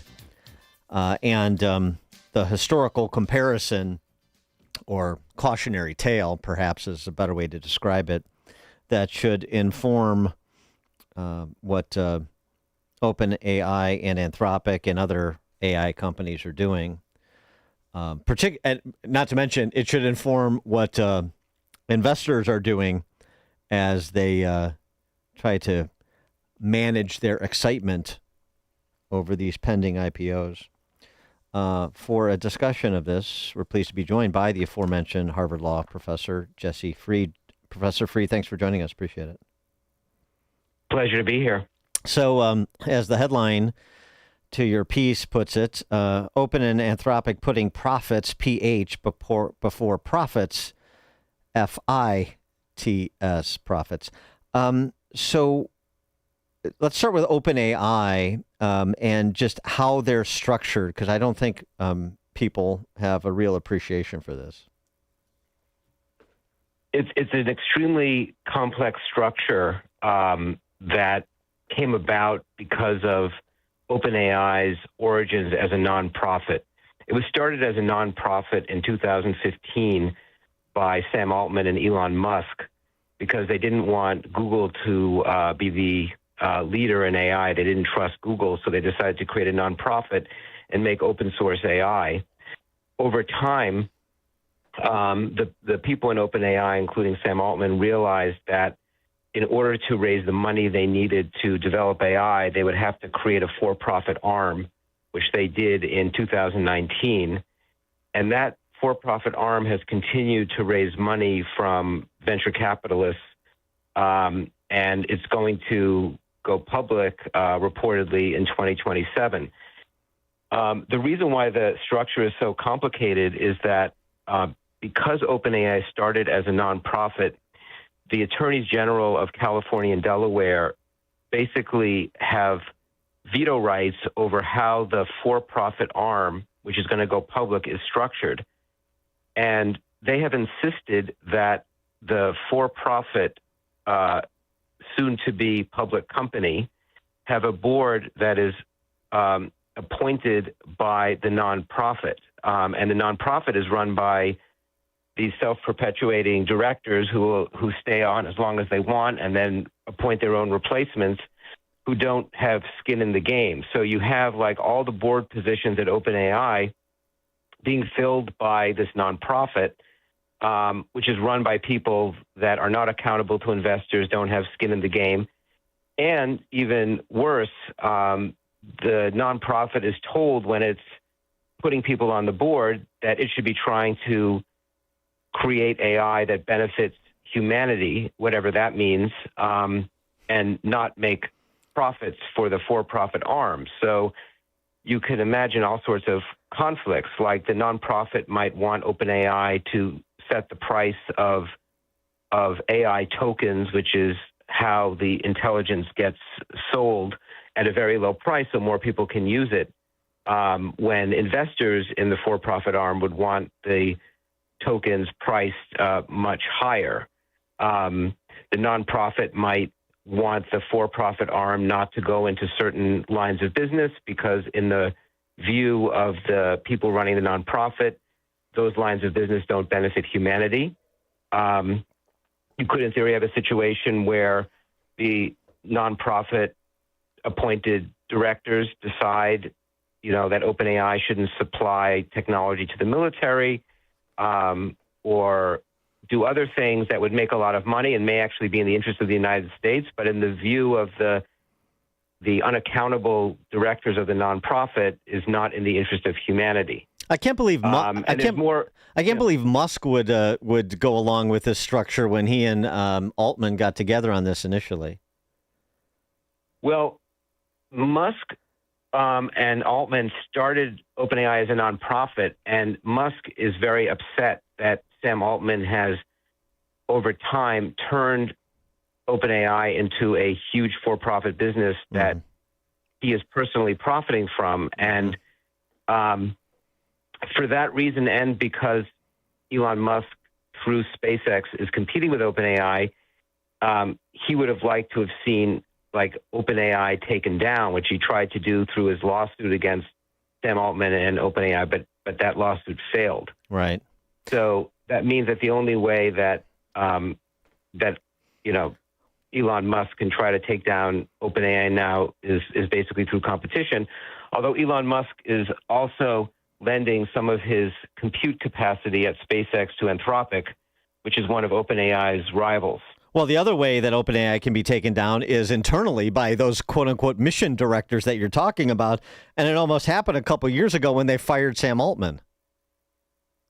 Yeah, so there's a different set of mission directors in 2023 than the ones that are currently in place. And they got upset with Sam Altman, allegedly because of some safety-related reasons, but I think the real problem was that he was not completely candid with them. And so they decided to fire him, which led to almost all the employees saying that they would join Sam Altman and go to Microsoft. And so the board had to walk everything back, and they ended up leaving. And then, Sam Altman took back sort of control of the nonprofit. And he put in people who are, more to his liking. For now. For now. Yeah, right. We'll see. For now, right. So for now, yeah, I mean, I don't think there's going to be another meltdown at OpenAI for a while, but the problem is that the people in the nonprofit who control the board of OpenAI, they appoint their own replacements.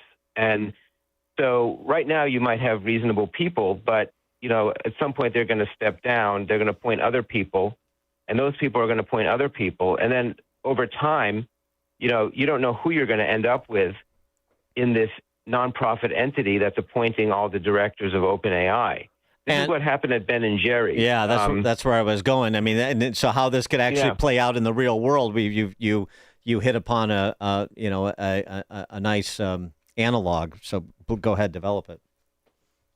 Yeah. So it's such a bizarre arrangement for a for-profit company to have has people on its board who are appointed by a nonprofit with a completely different mission than the for-profit entity.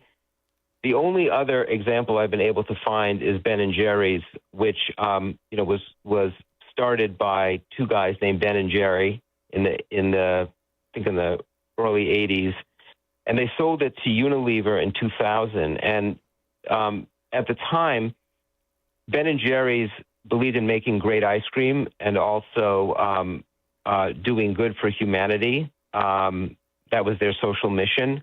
They called their company the Double Dip. We make good ice cream and we do good for humanity. And when they sold it to Unilever, they were concerned that Unilever, which at the time was a Dutch Anglo conglomerate, was just going to run at Ben & Jerry's to make money. And they wanted the Double Dip to continue. So they negotiated a very elaborate arrangement to put some mission directors on the board of Ben & Jerry's, which was going to become a wholly owned subsidiary of Unilever. And those directors would have power over the social mission aspects of Ben & Jerry's operations and brand integrity. And the initial composition of those directors was just people who had been on Ben & Jerry's board as a public company before it was acquired. So these were all like reasonable people. But over time, there was a drift in sort of the reasonableness of these mission directors. And 15 to 20 years later, you had people on the Ben & Jerry's board who became obsessed with the Israeli-Palestinian conflict. Mm-hmm. And Ben & Jerry's had an Israeli licensee who was making and selling ice cream in Israel and the territories that it controls, including the Jewish quarter of Jerusalem. And these activists pressured the board of Ben & Jerry's to not renew this guy's license. And when that went public, it created a huge crisis for Unilever. It was attacked by the State Department under Biden, by senators and Congress people. There were a bunch of states, including Illinois, that have anti-BDS laws. These are laws that require pension funds that are operated by the state to divest from companies that boycott Israel. So a lot of Unilever equity and bonds got dumped by state pension funds, and there were a bunch of lawsuits. There was an activist investor who was really annoyed by this boycott, and he told the CEO of Unilever to figure out a way to end it. This activist investor ended up getting on the board, and then the CEO of Unilever ended up resigning. And in the end, the way Unilever solved this problem is that it took all the assets that this Israeli licensee needed to make and sell ice cream in Israel and just gave it to him, so that he could do this in perpetuity instead of having a renewable license. So the mission directors decided to, use their power to target Israel. They claimed that is what their mission required. In the end, it all backfired for them because this Israeli licensee can now make Ben & Jerry's ice cream in Israel forever without having to go back to Ben & Jerry's and get a renewal of his license. And then what Unilever did is it had a bunch of ice cream businesses, including Ben & Jerry's, and it put them all in a separate entity and then spun them off.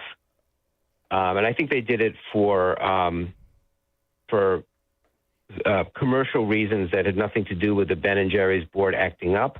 But one of the benefits from Unilever's perspective is that these directors could no longer act up and get Unilever in trouble. Well, sure. So this is so basically these arrangements, if you believe that companies should be run for some purpose other than making money, the way one is tempted to try to ensure that is to put in these directors that are not accountable to investors that are supposed to pursue the mission. And that's what Ben & Jerry's did. That's what OpenAI has. And if we have time, we can talk about Anthropic. The problem is these directors can end up, either doing nothing, in which case they're useless, or they can end up causing a lot of damage. Or, maybe they work exactly as expected. And, Ben & Jerry's did survive for 20 years with these independent mission directors. And from all accounts, there were conflicts between Unilever and these directors, but they all got resolved. But, at some point it breaks down. Yeah, I mean, yeah, right. And but part of the premise here is, which I completely reject, and which is why I'm not anxious to jump on the Sam Altman bandwagon, in addition to the fact that he's trying to get the government to take an equity stake in OpenAI too, which I don't want to see happen on either side of that equation, but it shouldn't be promoted by an entrepreneur, for God's sakes. But the premise is that the nonprofit motive is righteous, and the profit motive, the making money motive, is necessarily amoral or even immoral. And the point, you want to do good for humanity, as you said, whatever that means. Exactly. Whatever that means. The way that you do good is by doing good, right? You can, not in the Ben & Jerry's way necessarily with that idea, but like I do good by making this a successful company and serving my customers and employing talented people who want to work for me.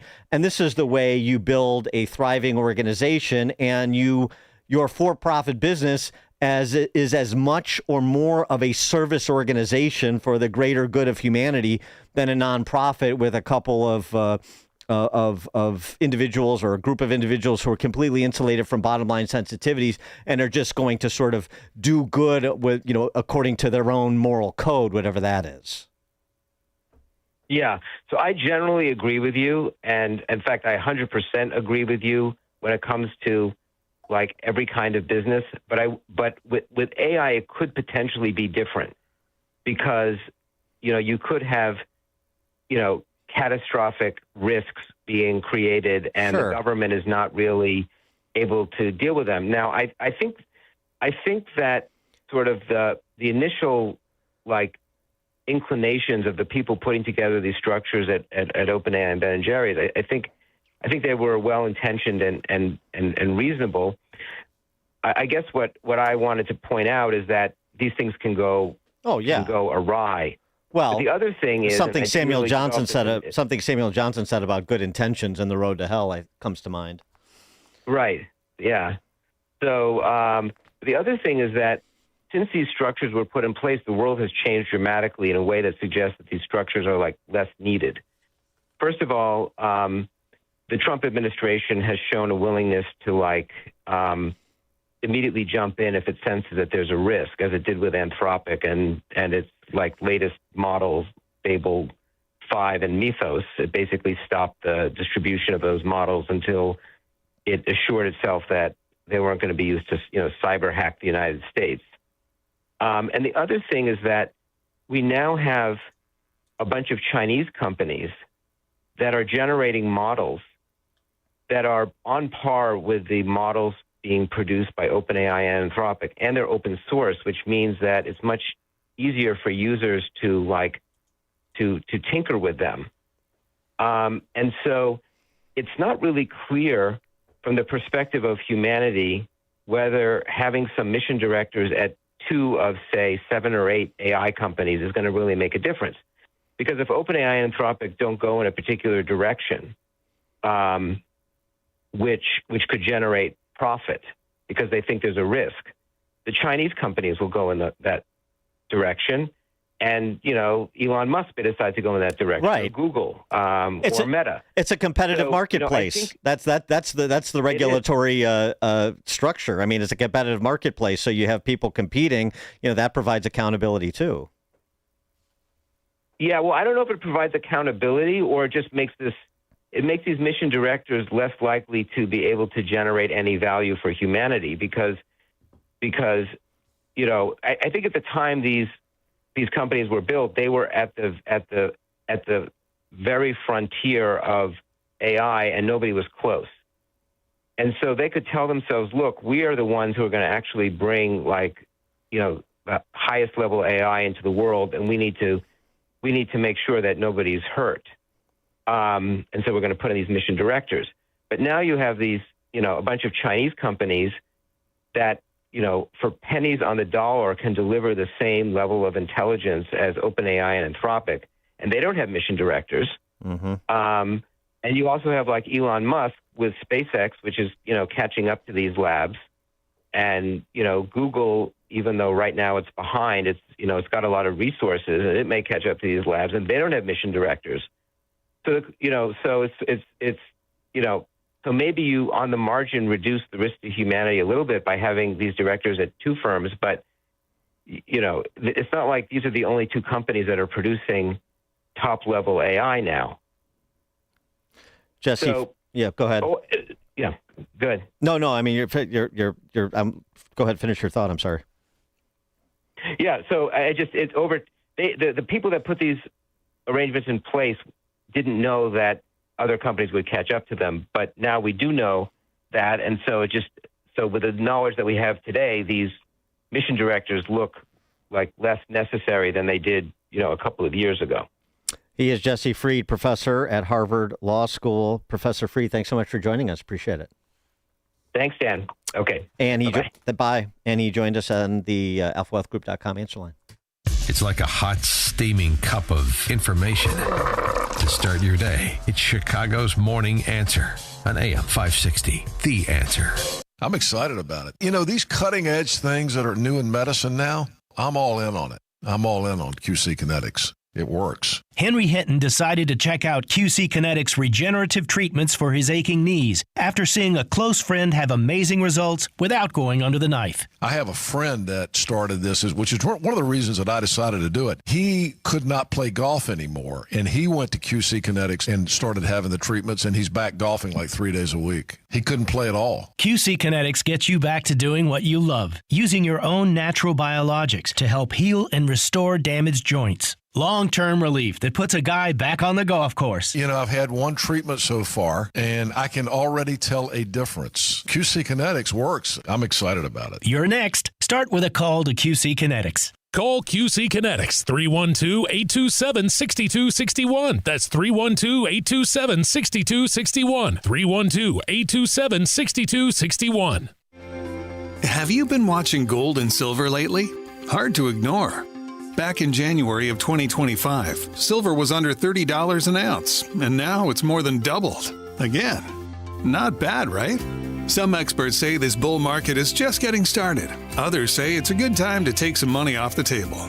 Either way, whether you're buying or selling, Fox Valley Coins in Naperville is the place to go. They stock large quantities of all the major bullion coins and bars. And here's what sets them apart.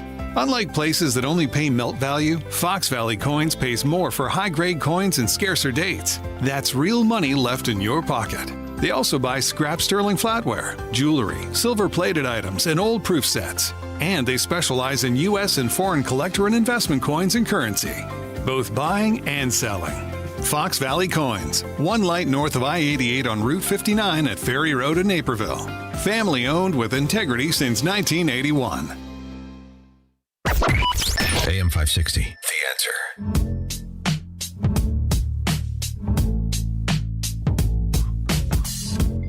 Really interesting discussion about the corporate governance structures of OpenAI and Anthropic. The only difference with Anthropic, OpenAI, which we didn't get to, is that a supermajority of the for-profit board can override the non-profit board. So it provides a little bit more accountability for the nonprofit board at Anthropic versus OpenAI. Anyway, We'll be having these AI discussions for many, many moons to come. It's now 9 o'clock on AM 560 WIND Chicago. A new Trump threat to Iran. I'm Dave Anthony, Fox News. The president posted that on Truth Social, writing from this time forward, anytime Iran shoots at a ship in the Strait of Hormuz, the U.S. will bomb and destroy one bridge or power plant. The president always prefers to negotiate and reach a deal on these things. And we're prepared, willing to do that. We've tried